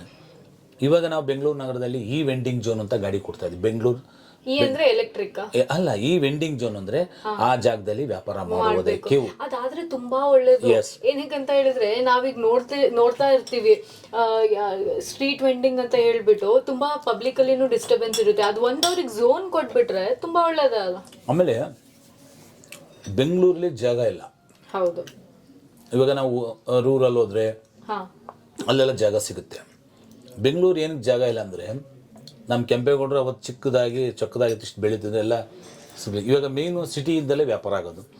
ನಾವು ಸಿಟಿ ಬಿಟ್ಟು ಹೊರಗಡೆ ಹೋದರೆ ಪಾಪ ನಾವು ಓಡಿಸೋದು ಅಧಿಕಾರಿ ಓಡಿಸೋದು ಬೇಡ, ಅವರೇ ಹೊಡೋಗ್ಬಿಡ್ತಾರೆ. ಅದರಿಂದ ನಾವು ಇವಾಗ ಇತ್ತೀಚೆಗೆ ಸ್ವಲ್ಪ ಅವಾಯ್ಡ್ ಮಾಡಿ ಎಲ್ಲಿ ವ್ಯಾಪಾರ ಮಾಡ್ತಾರೋ ಅಲ್ಲೇ ನಾವು ಸೆಡ್ ಹಾಕೋಗೋದಿಲ್ಲ, ಲೈಟ್ ವ್ಯವಸ್ಥೆ ಕೊಡೋಕ್ಕಾಗೋದಿಲ್ಲ, ಬಾತ್ರೂಮ್, ಯಾಕೆಂದರೆ ಜಾಗ ಇಲ್ಲ. ಅದಕ್ಕೆ ಅಲ್ಲೇ ನಾವು ಮಾರ್ಕ್ ಹಾಕಿ ಅವನಿಗೆ ಒಂದು ವೆಂಡಿಂಗ್ ಝೋನು ಅಂತ ಹೇಳಿ, ಅದರಲ್ಲಿ ಎಷ್ಟು ಜನ, ಒಂದು ಉದಾಹರಣೆ, ಈ ರೋಡಲ್ಲಿ ಒಂದು ರೋಡಲ್ಲಿ ಅಂದ್ಕೊಳ್ಳೋಣ, ಒಂದು 20 ಜನ ವ್ಯಾಪಾರ ಮಾಡ್ತಾರೆ. ಆ ಬೋರ್ಡಲ್ಲಿ ನಾವು ಮೆನ್ಷನ್ ಮಾಡಿಬಿಡ್ತಾರೆ, ಈ ವೆಂಡಿಂಗ್ ಈ ಮಾರ್ಗದಲ್ಲಿ 20 ಜನನೇ ಮಾಡಬೇಕು, ಎಕ್ಸ್ಟ್ರಾ ಬರೋಂಗಿಲ್ಲ. ಬಂದ್ರೆ ಏನು ಅದು ಅವನು ಕಠಿಣ ಕ್ರಮ ಆಗುತ್ತೆ, ಸೀಜ್ ಆಗುತ್ತೆ. ಮತ್ತು ಅವನು ಅಲ್ಲಿ ಜಾಗ ಇದ್ದರೆ ಅವನು ಅಪ್ಲಿಕೇಶನ್ ಹಾಕಬೇಕು ಕಮಿಟಿಗೆ, ನನಗೂ ID ಕಾರ್ಡ್ ಕೊಡಿ, ನನಗೂ ಇಲ್ಲಿ ವ್ಯಾಪಾರ ಮಾಡೋಕ್ಕೆ ಅವಕಾಶ ಕೊಡಿ ಅಂತ ಮಾಡಿದ್ರೆ ಎಸ್ ಮಾಡ್ಬೋದು. ಇವಾಗ ವೆಂಡಿಂಗ್ ಝೋನ್ ಮಾಡಿದಾಗ ಯಾರೂ ಅವಾಗ ಪೊಲೀಸ್ನರಾಗಲಿ ಅಧಿಕಾರಿಗಳು ತೊಂದರೆ ಕೊಡೋಕ್ಕೆ ಬರೋದಿಲ್ಲ. ಅವನು ಶುದ್ಧತೆಗೆ ಅಲ್ಲಿ ಕಾಪಾಡಬೇಕು, BBMP ಬಾಡಿಗೆ ಕಟ್ಟಬೇಕು, ಒಂದು ವ್ಯವಸ್ಥಿತವಾಗಿ ಅದು ಬರುತ್ತೆ. ಇವಾಗ ಸ್ಟಾರ್ಟ್ ಆಗಿದೆ. ನಾವು ಈ ಗಾಡಿಗಳು ಕೊಡುವಾಗ ಅದ್ರ ಮೇಲೆ ಈ ವೆಂಡಿಂಗ್ ಝೋನ್ ಅಂತ ಮಾಡಿ ಸಂಚಾರಿ ವ್ಯಾಪಾರಿಗಳಿಗೆ ಅದನ್ನೂ ಸಹಿತ ನಾವು ಅನುಭವಿಸ್ತಾ ಇದ್ದಾರೆ. ಈಗ ನೀವು ನೋಡಿದ್ರೆ ನಮ್ಮ ತುಂಬಾ ಸೋಷಿಯಲ್ ಮೀಡಿಯಾದಲ್ಲೆಲ್ಲ ನೋಡ್ತಾ ಇರ್ತೀವಿ, ಒಂದು ಸ್ಟ್ರೀಟ್ ವೆಂಡರ್ ಏನೋ ಒಂದ್ ದಿನಕ್ಕೆ 2,000 ಮಾಡ್ತಿದ್ದಾರೆ, 5,000 ಮಾಡ್ತಾರೆ. ಅದು ಎಷ್ಟು ಮಟ್ಟಿಗೆ ನಿಜ ಅಂತ ಹೇಳ್ಬಿಟ್ಟು, ನಿಜಾನಾ ಅದು ಸುಮ್ಮನೆ ವಿಡಿಯೋಗೋಸ್ಕರ ಮಾಡ್ತಾ ಇದ್ದಾರೆ, ಹೇಗೆ ಅದು? ಯಾರು ಹಣ ಕೊಡ್ತಾರ? ಇಲ್ಲ, ಈಗ ಒಂದು ರೆಸ್ಟೋರೆಂಟ್ ಅಲ್ಲಿ ಒಂದ್ ದಿನಕ್ಕೆ ಒಂದು ಕಮ್ಮಿ ಸೇಲ್ ಆದ್ರೆ ಪಾನಿಪುರಿ ಅವ್ರು ಮಾರೋನು 5,000 ಸೇಲ್ ಮಾಡ್ತಾ ಇದ್ದಾನೆ ಪರ್ ಡೇ. ಮಾಡ್ತಾ ಇದ್ದಾರಾ? ಎಸ್, ಸತ್ಯ. ಇವತ್ತು ಹೇಗೆ ಕಮ್ಮಿ ರೇಟ್ ಕೊಡ್ತೀವಿ ನಾವು. ಇವಾಗ ಉದಾಹರಣೆ ರೆಂಟ್ ಏನಿರಲ್ಲ ಇತ್ತೀಚೆಗೆ, ಇನ್ನು ಪ್ರಾರಂಭ ಆಗುತ್ತೆ ರೆಂಟು, ಇನ್ನು ಮಾಡಿಲ್ಲ, ಇನ್ನು ಇಂಪ್ಲಿಮೆಂಟ್ ಇವಾಗ ಆಗುತ್ತೆ. ನೆಕ್ಸ್ಟ್ ಅದು ಮಾಡಬೇಕು ಅಂತ ಸುಪ್ರೀಂ ಕೋರ್ಟ್ ಆದಷ್ಟು ಡೈರೆಕ್ಷನ್ ಕೊಟ್ಟಿದೆ, ಕೇಂದ್ರ ಸರ್ಕಾರ ಡೈರೆಕ್ಷನ್ ಕೊಟ್ಟಿದೆ, ರಾಜ್ಯ ಸರ್ಕಾರವೂ ಸಹಿತ ಕೊಟ್ಟಿದೆ ಕಂಪ್ಲೀಟ್ ಇಂಪ್ಲಿಮೆಂಟ್ ಮಾಡಬೇಕು ಅಂತ. ಇವಾಗ ಪಾನಿಪುರಿ, ಇವಾಗ ಉದಾಹರಣೆ ನಾವು ಹೋಟೆಲ್ಗೆ ಹೋದ್ರೆ ಮಿನಿಮಮ್ 99 ರೂಪಾಯಿ, 100 ರೂಪಾಯಿ ಇರುತ್ತೆ ಒಂದು ಪಾನಿಪುರಿ, ಮಸಾಲೆ ಪುರಿ, ಬೇಲ್ಪುರಿ, ಆಲೂ ಪುರಿ. ನಮ್ಮ ಫುಟ್ಪಾತಲ್ಲಿ ಬಂದರೆ ಮಿನಿಮಮ್ 30 ರಿಂದ 40 ರೂಪಾಯಿ ದಿಸ್ ಗುಡ್ ಆಗಿ ತಿನ್ಕೊಂಡು ಹೋಗ್ಬೋದು. 100 rupees ಅಲ್ಲಿ ಕೊಡೋ ಬದಲು ಇಲ್ಲೇ ನಾವು 3 ಜನ ತಿನ್ಬೋದು. ಅವನಿಗೆ ವ್ಯಾಪಾರವೂ ಜಾಸ್ತಿ ಆಗುತ್ತೆ, ಕಮ್ಮಿ ರೇಟ್. ಇವಾಗ ದೋಸೆ ಒಂದು ನಮ್ಮದು 99 ದೋಸೆ ಅಂತ ಇರ್ತವೆ, ಅನೇಕ ಇರುತ್ತೆ. ಬರೀ 40 ರೂಪಾಯಿ ಕೊಟ್ಟರೆ ದಿ ಸ್ಪೆಷಾಲಿಟಿ. ಇಲ್ಲಿ 90 ಆ ಥರ ಹೇಳಿದ್ರೆ ಅವ್ರದ್ದು ಒಂದು ಇದು ಬೇರೆ ಇರುತ್ತೆ. ಹೌದು, ಅವ್ರದ್ದೊಂದು ವಾಟ್ ಡು ಯು ಸೇ, ಅವ್ರದ್ದು ಒಂದು ಲೆಕ್ಕಾಚಾರ ಬೇರೆ ಇರುತ್ತೆ, ರೆಸ್ಟೋರೆಂಟಿನ ಒಂದು ಆಂಬಿಯನ್ಸ್ ಬೇರೆ. ಆ ಥರ ಒಬ್ಬೊಬ್ರು ಒಂದೊಂದು. ರೆಸಿಡೆನ್ಸಿಯಲ್ ಇದ್ರೆ ಅವನು ಸಂಬಳ ಕೊಡಬೇಕು, ರೆಂಟ್ ಕೊಡಬೇಕು, ಕರೆಂಟ್ ಬಿಲ್ ಕೊಡಬೇಕು, ಮತ್ತು ಅವನು ಅಲ್ಲಿ ವ್ಯಾಪಾರ ಆಗಲ್ಲ ಅಂದರೆ ಇಲ್ಲಿ ಬಾಡಿಗೆ ಜಾಸ್ತಿ ಕೊಡಬೇಕಾಗತ್ತೆ, ಅವನು ಜಾಸ್ತಿ ಇಡಲೇಬೇಕಾಗತ್ತೆ. ನಮ್ಮವರು ರೆಂಟ್ ಇಲ್ಲ, ಕರೆಂಟ್ ಇಲ್ಲ, ಮನೆಯಿಂದ ಮಾಡ್ಕೊಂಬತ್ತೀವಿ, ನಮ್ಮ ಫುಟ್ಪಾತಲ್ಲಿ ಕೊಟ್ಟು. ರೆಸ್ಟೋರೆಂಟ್ಸ್ ಅಲ್ಲೆಲ್ಲ ನಾವು ಟ್ರೈನ್ ಮಾಡ್ತೀವಿ, ಅದು ಮಾಡ್ತೀವಿ. ನಮ್ಮ ಸ್ಟ್ರೀಟ್ ವೆಂಡರ್ಸ್ಗೆ ಏನು ಟ್ರೈನಿಂಗ್ ಕೊಡಿಸ್ತಾ ಇದ್ದೀರಾ ಸರ್ ನೀವು? ಇದು ಗುಡ್, ಒಳ್ಳೆ ಪಾಯಿಂಟು. ಕೇಂದ್ರ ಸರ್ಕಾರ ಹಿಂದೆ ಒಬ್ಬರು ಬೀದಿ ಬದಿ ವ್ಯಾಪಾರಿಗಳು ಫುಡ್ ಆಹಾರ ತರಬೇತಿ ಮಾಡೋ 10,000 ಜನ ಬೆಂಗಳೂರು ನಗರದಲ್ಲಿ ಕೊಟ್ಟಿರ್ತಕ್ಕಂಥದ್ದು. 3,450 ರೂಪಾಯಿ ತರಬೇತಿ ಕೊಡೋದಕ್ಕೆ. ಕಾಫಿ ಟೀ ಆಗಿರ್ಬೋದು, ಗೋಬಿ ಮಂಚೂರಿ. ಎಷ್ಟು ದಿನ ತರಬೇತಿ ಇರುತ್ತೆ? ಅದು ನಮ್ಮ ಬೆಂಗಳೂರು ನಗರದಲ್ಲಿ ಒಂದೊಂದು ಝೋನಿಂದ ಒಂದೊಂದು ಝೋನ್, ಉದಾಹರಣೆ ಪೂರ್ವ ಆಗಿರ್ಬೋದು, ಪಶ್ಚಿಮ ಆಗಿರ್ಬೋದು, ದಕ್ಷಿಣ ಆಗಿರ್ಬೋದು, RR ನಗರ, ಮಹದೇವಪುರ, ಯಲಹಂಕ, ದಾಸರಹಳ್ಳಿ, ಎಷ್ಟು ಜನ ಫುಡ್ ಅವರು ಇದ್ದಾರೆ ಅಲ್ಲಿಗೆ 100 ಜನಕ್ಕೆ ಒಂದ್ಸರಿ ಒಂದೊಂದು ಟ್ರೈನಿಂಗ್ ಕೊಡ್ತಾರೆ. ಈಗ 1000 ಜನಕ್ಕೆ ಕೊಡ್ತಾರೆ, ಒಂದು 10 ಕಡೆ ಮಾಡ್ತಾರೆ. ಆ ಥರ ಏನಾಗಿದೆ ಬೆಂಗಳೂರು ನಗರದ ಟ್ರೈನಿಂಗ್ಗಳು. ಮೊನ್ನೆ ತಾನೇ ನಮ್ಮ ದಿನೇಶ್ ಗುಂಡೂರಾವ್ ಆರೋಗ್ಯ ಮತ್ತು ಕುಟುಂಬ ಕಲ್ಯಾಣ ಸಚಿವರು ನಮ್ಮ ಸಹಕಾರ ಆಹಾರ ಇಲಾಖೆ FSS ಕಡೆ ಮತ್ತು ನ್ಯಾಸ್ವಿ ಕಡೆಯಿಂದ ಸರ್ಕಾರ ಮಟ್ಟದಿಂದ ನಾವು ತರಬೇತಿಯನ್ನು ಕೊಟ್ಟಿದ್ದೀವಿ. ಇವಾಗ ಪ್ರತಿಯೊಬ್ಬರು ನ್ಯಾಪ್ಕಿನ್ ಹಾಕಬೇಕು. ಅದೇ ಎಷ್ಟು ದಿನ ತರಬೇತಿ ಇರುತ್ತೆ? ಅದು ಇವಾಗ ಕಂಟಿನ್ಯೂ ಆಗಿ ತರಬೇತಿಯನ್ನು ಕೊಡಬೇಕು ಸರ್ಕಾರ ಹೇಳಿದೆ. ತಿರ್ಗಾ ಒಂದು ಮೀಟಿಂಗ್ ಕರೀತಾರೆ. ಆ FSS ಸರ್ಟಿಫಿಕೇಟ್ ಇರಬೇಕು. ಆಹಾರ ಪದಾರ್ಥ ಮಾಡೋದು ಕಂಪಲ್ಸರಿ ಫ್ರೀ. ಇವಾಗ ಅರ್ಜಿ ಹಾಕಕ್ಕೆ ಮಾತ್ರ ಅದು ಕಾಸಿದೆ, ಅದು ಫ್ರೀ ಸರ್ಟಿಫಿಕೇಟ್. ಏನು ಅದು 100-150 ರೂಪಾಯಿ ಅರ್ಜಿ ಅಷ್ಟೇ. 5 ವರ್ಷಕ್ಕೆ ಫ್ರೀ. ಇವ್ರಿಗೆ ಕೆಲವು ಕಡೆ ಏನು ಮಾಡ್ತಾರೆ, ಮಾಪೆ ಮಾಡ್ತಾರೆ, 1,500, 2,000, 5,000 ಮಾಡ್ತಾರೆ. ಇವಾಗ 5 ವರ್ಷಕ್ಕೆ ಸರ್ಟಿಫಿಕೇಟ್ ಕೇಂದ್ರ ಮತ್ತು ರಾಜ್ಯ ಸರ್ಕಾರ ಫ್ರೀ ಕೊಡ್ತಾ ಇದೆ. ಮತ್ತು ಇವಾಗ ಇದೆಲ್ಲ ಮಾಡ್ಕೋಬೇಕಾದ್ರೆ ಬೀದಿ ಬದಿ ವ್ಯಾಪಾರ ಕಂಪಲ್ಸರಿ FSS ಸರ್ಟಿಫಿಕೇಟ್ ಇರಲೇಬೇಕು. ಆಹಾರ ಪದಾರ್ಥ, ಕಟ್ ಫ್ರೂಟ್, ನಿಮನ್ ಪದಾರ್ಥ ಅದು ಎಲ್ಲ ನಾವು ಇವಾಗ ಇತ್ತೀಚೆಗೆ ಬಹಳ ಅದ್ಭುತವಾಗಿ ಸರ್ಕಾರ ಅಡ್ವರ್ಟೈಸ್ ಮಾಡಿದೆ. ನಮ್ಮ ಇದರಿಂದ ಒಂದು ಏರಿಯಾಗೆ, ನಮ್ದು ಒಂದು ಥಾಟ್ ಸರ್, ಒಂದು ಏರಿಯಾಗೆ ಎಷ್ಟು ಸ್ಟ್ರೀಟ್ ವೆಂಡರ್ಸ್ ಇದ್ದಾರೆ. ಫಾರ್ ಎಕ್ಸಾಂಪಲ್ ನೀವು ಹೇಳಿದ್ರಿ ಒಂದು ಏರಿಯಾಗೆ ಇಷ್ಟು 2 ಲಕ್ಷ ಜನ ಇದ್ರೆ 2.5% ವೆಂಡರ್ಸ್ ಇರಬೇಕು. ಆ 2.5% ವೆಂಡರ್ಸಿಗೆ ಮಿನಿಮಮ್ ಒಂದು 1 ತಿಂಗಳು ಟ್ರೈನಿಂಗ್ ಆಗಿ ಆ ಥರ ಆದರೆ ಅವ್ರಿಗೂ ಸ್ಕಿಲ್ಸ್ ಬರಬೇಕು, ಅವ್ರಿಗೂ ಒಂದು ಪ್ರೊಫೆಷನಲಿ ಮಾಡಬೇಕು. ಏನಕ್ಕಂತ ಹೇಳಿದ್ರೆ we are developing country sir. ಅವ್ರಿಗೂ ಏನ್ ಪ್ರೋಸ್ ಅಂಡ್ ಕಾನ್ಸ್ ಅಂತ ಗೊತ್ತಾಗಬೇಕು. ಇವಾಗ ಟ್ರೈನಿಂಗ್ ಹೈಜೀನ್ ಆಗಲಿ, ಫಾರ್ ಎಕ್ಸಾಂಪಲ್ ಫುಡ್ ಇಂಡಸ್ಟ್ರಿ ಆದ್ರೆ ಹೈಜೀನು, ಮತ್ತೆ ಕಲರ್ಸ್ ಆಡ್ ಮಾಡ್ತಾರೆ. ತುಂಬಾ ಕಲರಿಂಗ್ ಇಶ್ಯೂಸ್ ಇದೆ ಫುಡ್ ಅಲ್ಲಿ. ಏನ್ ಹೇಳ್ತಾರೆ, ಅದು ರೆಡ್ ಕಲರ್, ಗ್ರೀನ್ ಕಲರ್ ಹಾಕ್ತಿದ್ದಾರೆ. ಸೊ ಅದೆಲ್ಲ ಅವರಿಗೆ ಕನ್ಸರ್ನ್ ಬರಬೇಕು, ಏನೇನು ಅವರು ಯೂಸ್ ಮಾಡ್ತಾ ಇದ್ದಾರೆ, ಏನು ಒಳ್ಳೇದು ಏನು ಕೆಟ್ಟದ್ದು. ಬಿಕಾಸ್ ನಾಲೆಜ್ ಇರಲ್ಲ, ಓದಿರಲ್ಲ, ಅದೆಲ್ಲ ಇರುತ್ತಲ್ಲ. ಇವಾಗ ನನ್ನ ಒಂದು ಗೊತ್ತಿರೋ ಪ್ರಕಾರವಾಗಿ ಈಗ ಮುಂದೆ ಕಲರು ಈ ಕೇರಳದಿಂದ ಪ್ರಾರಂಭ ಆಯಿತು, ಗೋವಾದಿಂದ ರೆಡ್ ಕಲರು, ಗ್ರೀನ್ ಕಲರು ಇವೆಲ್ಲ ಬರುತ್ತೆ. ಪಾನಿಪುರಿಗೆ ಯೆಲ್ಲೋ ಕಲರು ಇವೆಲ್ಲ ಇವಾಗ ನಮ್ಮ ಕರ್ನಾಟಕದಲ್ಲಿ ಅದೆಲ್ಲ ಚೆಕ್ ಮಾಡಿ ಅದೆಲ್ಲ ಫುಲ್ ಬ್ಯಾನ್ ಆಗಿದೆ. ಫುಟ್ಪಾತ್ ಅವ್ರು ಯಾರೂ ಹಾಕ್ತಾ ಇಲ್ಲ. ಕೆಲವು ಜನ ಈ ದಮ್ ಬಿರಿಯಾನಿ ಮಾಡೋರು ಚಿಕನ್ಗೆ ಹಾಕ್ತಾ ಇದ್ದಾರೆ. ಇವಾಗ ನಮ್ಮ ಬೀದಿ ಬದಿ ವ್ಯಾಪಾರಿಗಳು ಎಲ್ಲ ಅವಾಯ್ಡ್ ಮಾಡಿದ್ದಾರೆ. ಯಾಕೆಂದ್ರೆ ನಾವು ಅಲ್ಲೇ ರೆಡಿ ಮಾಡಿ ಕೊಡ್ತಕ್ಕಂಥದ್ದು. ಗೋಬಿ ಆಗಲಿ, ಪಾನಿಪುರಿ ಆಗಲಿ, ಎನಿವನ್ ಅವ್ರ ಗ್ರಾಹಕರಲ್ಲಿ ನೋಡ್ತಾರೆ ಕಲರ್ ಹಾಕ್ತಾವನ್ನ ಹಾಕ್ತಾ ಇಲ್ಲ ಅನ್ನತಕ್ಕಂಥದ್ದು. ಇವಾಗ ನಮ್ಮವರು ಅವಾಯ್ಡ್ ಆಗಿದೆ, 100% ಆಗಿದೆ. ತುಂಬಾ ಜನ ಇದ್ದಾರೆ ಯೂಸ್ ಮಾಡೋರು, ಬಟ್ ಅವಾಯ್ಡ್ ಆಗಿದೆ. ಅವ್ರ ಮೇಲೆ ಕ್ರಿಮಿನಲ್ ಕೇಸ್ ಬೀಳುತ್ತೆ. ಇವಾಗ 2006 ಫುಡ್ ಆಕ್ಟ್ ಕೆಳಗಡೆ ಅವ್ರಿಗೆ 5 ರಿಂದ 10 ವರ್ಷ ಜೈಲ್ ಆಗುತ್ತೆ. ಕಲರ್ ಆಡ್ ಮಾಡಿ ಎಸ್ ಅದು 5,000 ರಿಂದ 50,000 ಫೆನಿಟಿ ಬೀಳುತ್ತೆ. ಇದೆಲ್ಲ ನಡೀತಾ ಇದೆ. ಬಟ್ ಸರ್ಕಾರ ಇದ್ರ ಮೇಲೆ ಬಹಳ ಸೂಕ್ತವಾಗಿ ಕಠಿಣ ಕ್ರಮ ತಗೋತಾ ಇದೆ. ಎಲ್ಲೋ ನಾವು ಅರಿವು ಮೂಡಿಸ್ತಾ ಇದೀವಿ ಅವ್ರಿಗೆ, ಈ ತರ ಟ್ರೈನಿಂಗ್ ಮಾಡ್ಕೊಳ್ಳಿ, ಶುದ್ಧವಾಗಿ ಆಹಾರ ಪದಾರ್ಥ ನೀವು ಮಾಡಿ ಸರ್. ಎವ್ರಿ ಒಂದು 6 ಮಂತ್ಸಿಗೆ ಒಂದ್ಸಲಿ ಒಂದ್ ಸ್ವಲ್ಪ ನೀವು ಪಬ್ಲಿಕಲಿ ಅದು ಪಬ್ಲಿಕ್ಗೂ ಅವೇರ್ ಆಕ್ಟ್ ನೀವು ಹೇಳಿದ್ರಿ 2006 ಪ್ರಕಾರ 50,000 ರೂಪಾಯಿ ವರೆಗೆ ಪೆನಾಲ್ಟಿ ಇದೆ ಅವರಿಗೆ ಅಂತ ಹೇಳ್ಬಿಟ್ಟು. ಅದೆಲ್ಲ ಪಬ್ಲಿಕಲಿನೂ ಹೊರಗೆ ಬಂದು ಪಬ್ಲಿಕ್ಗೂ ಗೊತ್ತಾಗ್ಬೇಕು. ಇದರಿಂದ ಈ ತರ ಕಲರ್ ಅಡಿಷನಲ್ ಕಲರ್ಸ್ ಆಗ್ಲಿ, ಅನ್ಹೈಜಿನಿಕ್ ಪ್ರಿಪರೇಷನ್ ಆಗ್ಲಿ, ಇದೆಲ್ಲ ಆದ್ರೆ ಅವರಿಗೂ ಒಂದು ಅಥಾರಿಟಿ ಇದೆ ವಾಯ್ಸ್ ರೇಸ್ ಮಾಡಕ್ಕೆ ಅಂತ ಹೇಳ್ಬಿಟ್ಟು. ಒಂದು ಇದೆಲ್ಲ ನೀವು ಒಂದು 6 ಮಂತ್ಸಿಗೆ ಒಂದ್ಸಲಿ ಒಂದು ಸೆಮಿನಾರ್ ಕೈಂಡ್ ಆಫ್ ನೀವು ಮಾಡ್ತಾ ಇದ್ರೆ ಚೆನ್ನಾಗಿರುತ್ತೆ ಸರ್, ಎವ್ರಿ ಏರಿಯಾ.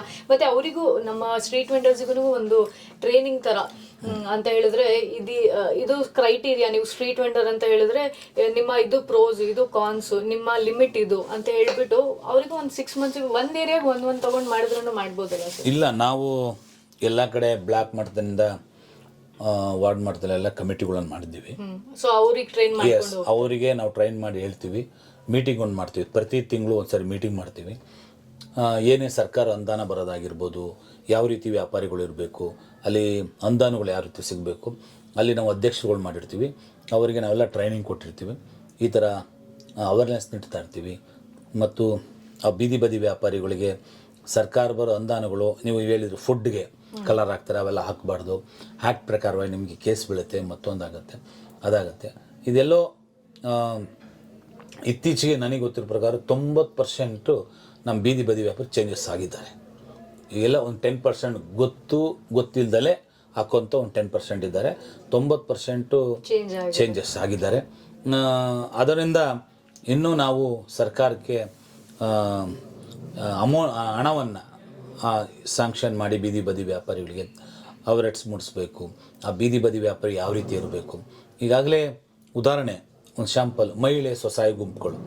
ಬೀದಿ ಬದಿ ವ್ಯಾಪಾರಿಗಳಿಗೆ ಮಹಿಳೆ ಸ್ವಸಹಾಯ ಗುಂಪು ಮಾಡಬೇಕು ಅಂತೇಳಿ ಕೇಂದ್ರ ಮತ್ತು ರಾಜ್ಯ ಸರ್ಕಾರ ನಮಗೆ ಒಂದು ಹೊರಡಿಸಿರ್ತಕ್ಕಂಥದ್ದು.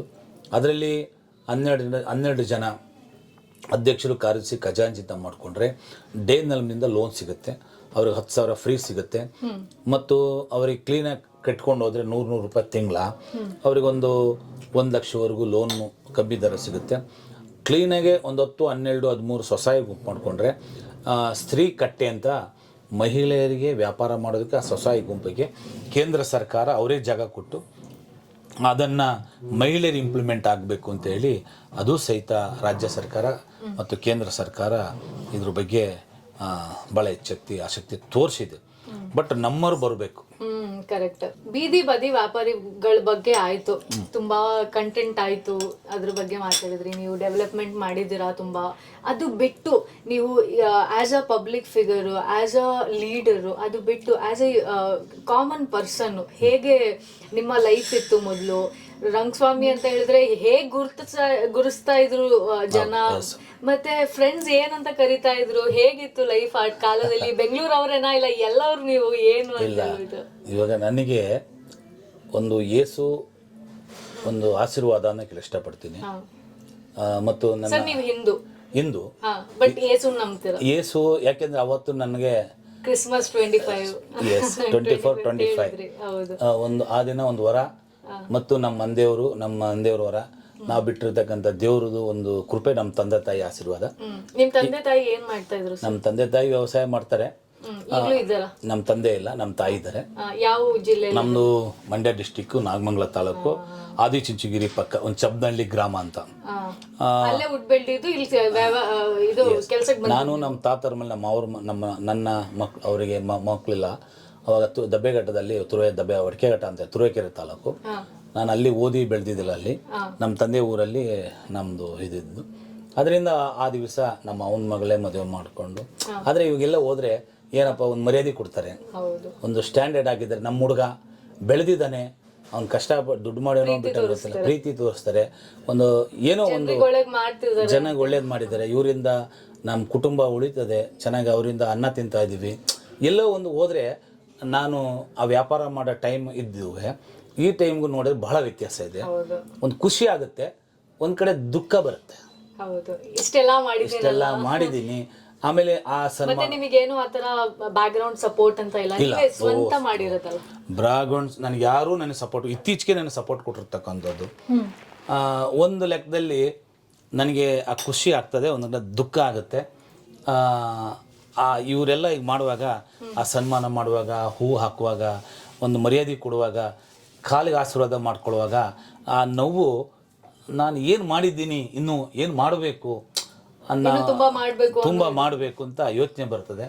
ಎಲ್ಲೋ ನನಗೆ ಈ ಜನಾಂಗ ಅಂದರೆ ನನ್ನ ಭಾವನೆಯಲ್ಲಿ ನಾನು ಇವತ್ತು ಯಾರು ಅಂತಾರೆ, ನಾನು ಒಬ್ಬ ಒಕ್ಕಲಿಗ ಆಗಿದ್ರು ನನ್ನ ಜಾತಿ ನೋಡೋದಿಲ್ಲ.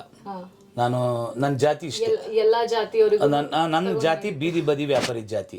ನಾನು ಹಿಂದೂ ಆಗಲಿ, ಮುಸ್ಲಿಂ ಆಗಲಿ, ಕ್ರಿಸ್ತಿ ಆಗಲಿ, SC ಆಗಲಿ, ಹಿಂದುಳಿದವರಾಗಲಿ, ಕೆಲವು ಜನ ನಾಯಕರು, ನಾನು ಆ ಥರ ಮಾಡೋದಿಲ್ಲ. ನಾನು ಫಸ್ಟ್ ಕೇಳಬೇಕಾದ್ರೆ ನೀನು ಬೀದಿ ಬದಿ ವ್ಯಾಪಾರಿನ ಜಾತಿ ಇದೇ ಕೇಳ, ಅಷ್ಟೇ ಹೇಳೋದು ನಾನು. ಸೆಕೆಂಡ್ ಇಯರ್ PUC ಫೇಲ್ ಅಂತ ಹೇಳಿದ್ರಿ, ಡಾಕ್ಟರೇಟ್ ಯಾವಾಗ ಮಾಡಿದ್ರಿ? ಬಿಕಾಸ್ ಡಾಕ್ಟರ್ ರಂಗಸ್ವಾಮಿ ಅಂತ ಹೇಳ್ಬಿಟ್ಟು ಅದು ನನಗೆ ರವಿ ಅಂತ ಇದ್ರು. ಸರ್ ನೀವು ಬಹಳ ಹಾರ್ಡ್ ವರ್ಕ್ ಮಾಡ್ತಾ ಇದ್ದೀರಾ. ಅದಾದ್ಮೇಲೆ ಓದಿದ್ರಾ ನೀವು? ಇಲ್ಲ, ನೋ ಚಾನ್ಸ್. ಅದು ನನಗೆ ನನ್ನ ಸೇವೆ ನೋಡಿದ್ರು. ಆಮೇಲೆ ಅವರು ಫೇಸ್ಬುಕ್ಕು, ವಾಟ್ಸಪ್ಪು, ಟ್ವಿಟ್ಟರ್ಲೆಲ್ಲ ನೋಡ್ತಾಯಿದ್ರು. ನೋಡಿದಾಗ ಭಾಳ ಚೆನ್ನಾಗಿ ವರ್ಕ್ ಮಾಡ್ತಾಯಿದ್ರು. ಸರ್ ನಿಮ್ಮಂಥವ್ರು ಗುರುತಿಸ್ಬೇಕು ನೋಡಿ, ಒಳ್ಳೆಯವರಿಗೆ ಕಾಲ ಇಲ್ಲ ಅಂತ ಹೇಳಿ ರವಿಕುಮಾರ್ ಅವರು ಕರೆದು ಏಷ್ಯನ್ ಯೂನಿವರ್ಸಿಟಿಯಿಂದ ಅಲ್ಲಿ ಎಸ್ ನಾರಾಯಣವ್ರು ತೊಗೊಂಡಿದ್ದಾರೆ, ದೊಡ್ಡನವ್ರು ತೊಗೊಂಡಿದ್ದಾರೆ, ಅನೇಕ ದೊಡ್ಡ ದೊಡ್ಡ ಫಿಲಮ್ ಆ್ಯಕ್ಟರ್ಗಳು ಎಲ್ಲ. ಅದರಲ್ಲಿ ನನಗೆ ಅವ್ರು ಕರೆದು ಒಂದು ಡಾಕ್ಟರೇಟರ್ನ ಕೊಟ್ಟರು. ತುಂಬ ಖುಷಿ ಆಗ್ತು. ಒಬ್ಬ ಬೀದಿಲಿ ವ್ಯಾಪಾರ ಮಾಡಿಕೊಂಡು ಈ ಮಟ್ಟಿಗೆ ಬೆಳೆದಿದ್ದೀನಿ ಅಂದರೆ ಇವತ್ತು ಸಚಿವರಾಗಿರ್ಬೋದು, KPC ಅಧ್ಯಕ್ಷರಾಗಿರ್ಬೋದು, ವಿರೋಧ ಪಕ್ಷದವರು ನಾಯಕರಾಗಿರ್ಬೋದು, ಮತ್ತು ಎಲ್ಲ ಒಂದು ಗೌರವ ಕೊಡ್ತಾರೆ. ನಮ್ಮಿಂದ ಜನಾಂಗ ಇದ್ದಾರೆ, ನನ್ನಿಂದ ನನ್ನ ವರ್ಗ ಇದೆ, ನನ್ನ ಕುಟುಂಬ ಇದೆ, ಬೀದಿ ವ್ಯಾಪಾರಿ ಜನಾಂಗ ಅಂದರೆ ಎಲ್ಲೋ ಒಂದು ಆನಂದ ಆಗುತ್ತೆ. ಎಲ್ಲೋ ಒಂದು. ಆಮೇಲೆ ಕೆಲವು ಜನ ಹೇಳ್ತಾರೆ, ಏನ್ರಿ ಅಧ್ಯಕ್ಷರೇ ನೀವು ದುಡ್ಡು ಮಾಡಿಲ್ವೇನ್ರಿ, ನೀವು ನೋಡಿದ್ರೆ ಕೆಲವು ಜನ ಅಂತಾರೆ, ನೀವು ದುಡ್ಡು ಮಾಡಿಲ್ವಲ್ರಿ, ನೀವು ನೋಡಿದ್ರೆ ಅದೇ ಗಾಡಿ, ಅದೇ ಬಟ್ಟೆ, ಅದೇ ಇದು ನೋಡ್ರಿ. ಹೌದು, ಎಸ್. ಇವತ್ತು ಭಾಳ ನನ್ನ ಕಿರುಪರಿಚಯವನ್ನು ತುಂಬ ನಿಮ್ಮ ಚಾನಲ್ ಕಡೆಯಿಂದ ನನಗೆ ಒಂದು ಮುಖ್ಯ ಅತಿಥಿಯಾಗಿ ಕರೆಸಿ ನನ್ನ ಬೀದಿ ಬದಿ ವ್ಯಾಪಾರಿಗಳು ಏನು ವರ್ಕ್ ಮಾಡಿದ್ದೀರಾ, ಏನು ಇದ್ರ ಬಗ್ಗೆ ಮಾಡ್ತಾ ಇದ್ದೀರಾ, ಏನು ಮಾಡಬೇಕು, ಇದೆಲ್ಲ ನೀವು ವಿವರಗಳನ್ನು ಸಂಪೂರ್ಣವಾಗಿ ನೀವು ಚರ್ಚೆ ಮಾಡಿದ್ರಿ, ನಾನು ಚರ್ಚೆ ಮಾಡಿದೆ. ಇನ್ನೂ ನಾನು ಬೀದಿ ಬದಿ ವ್ಯಾಪಾರಿಗಳಿಗೆ ಒಳ್ಳೆ ಕೆಲಸ ಮಾಡಬೇಕು ಅಂತ ಹೇಳಿ ನಿಮ್ಮ ವಾಹಿನಿಗೆ ಮತ್ತು ನಿಮಗೂ ಮತ್ತು ನಿಮ್ಮ ಎಲ್ಲ ಸ್ನೇಹಿತರಿಗೂ ಈ ವಿಡಿಯೋ ನಿಮ್ಮ ಚಾನಲ್ ಕಡೆಯಿಂದ ಎಲ್ಲರಿಗೂ ನಿಮ್ಮ ಈ ಫುಡ್ ಆಹಾರ ಇವತ್ತು ತುಂಬ ಖುಷಿ ಆಯಿತು. ನೀವು ತುಂಬ ಚೆನ್ನಾಗಿತ್ತು. ನೀವು ಇವತ್ತು ನನಗೆ ವೆರೈಟಿ ಪಿಜ್ಜಾ ಆಗಿರ್ಬೋದು, ಮತ್ತು ಸ್ಟ್ಯಾಂಡ್ವಿಚ್ ಪಿಜ್ಜಾ ಆಗಿರ್ಬೋದು, ಮತ್ತು ಕೇಕ್ ಆಗಿರ್ಬೋದು, ಕಾಫಿ, ಇದೆಲ್ಲ ನನಗೆ ಕೊಟ್ಟಾಗ ಈ ತಿಂದಂಗೆ ಗೊತ್ತಾಗಲಿಲ್ಲ. ಬಟ್ ಇನ್ನು ತಿನ್ನಾನ ಅನಿಸ್ತದೆ, ಸಾಕು. ಆದರೆ ದಿಸ್ ಗುಡ್ ಫುಡ್ಡು ಚೆನ್ನಾಗಿದೆ, ಎಲ್ಲರೂ ಬಂದು ತಿನ್ನಿ. ನೀವು ಈ ಫುಡ್ಡನ್ನು ಉಪಯೋಗಿಸಿ, ಎಲ್ಲರಿಗೂ ಅನುಕೂಲ ಆಗಲಿ, ನಿಮ್ಮ ಚಾನಲ್ಗೂ ಅನುಕೂಲ ಆಗಲಿ, ನಿಮಗೂ ಒಳ್ಳೆಯದಾಗಲಿ ಅಂತ ಹೇಳಿ ನಾನು ಇವತ್ತು ನನ್ನ ಜನಾಂಗಕ್ಕೆ, ನನ್ನ ಬೀದಿ ಬದಿ ವ್ಯಾಪಾರಿ ಎಲ್ಲ ಜನಾಂಗ ಕುಟುಂಬದಕ್ಕೆ ಶುಭವಾಗಲಿ, ಶುಭ ನುಡಿ ಅಂತ ಹೇಳಿ ನಾನು ಹೇಳಕ್ಕೆ ಇಷ್ಟಪಡ್ತೀನಿ.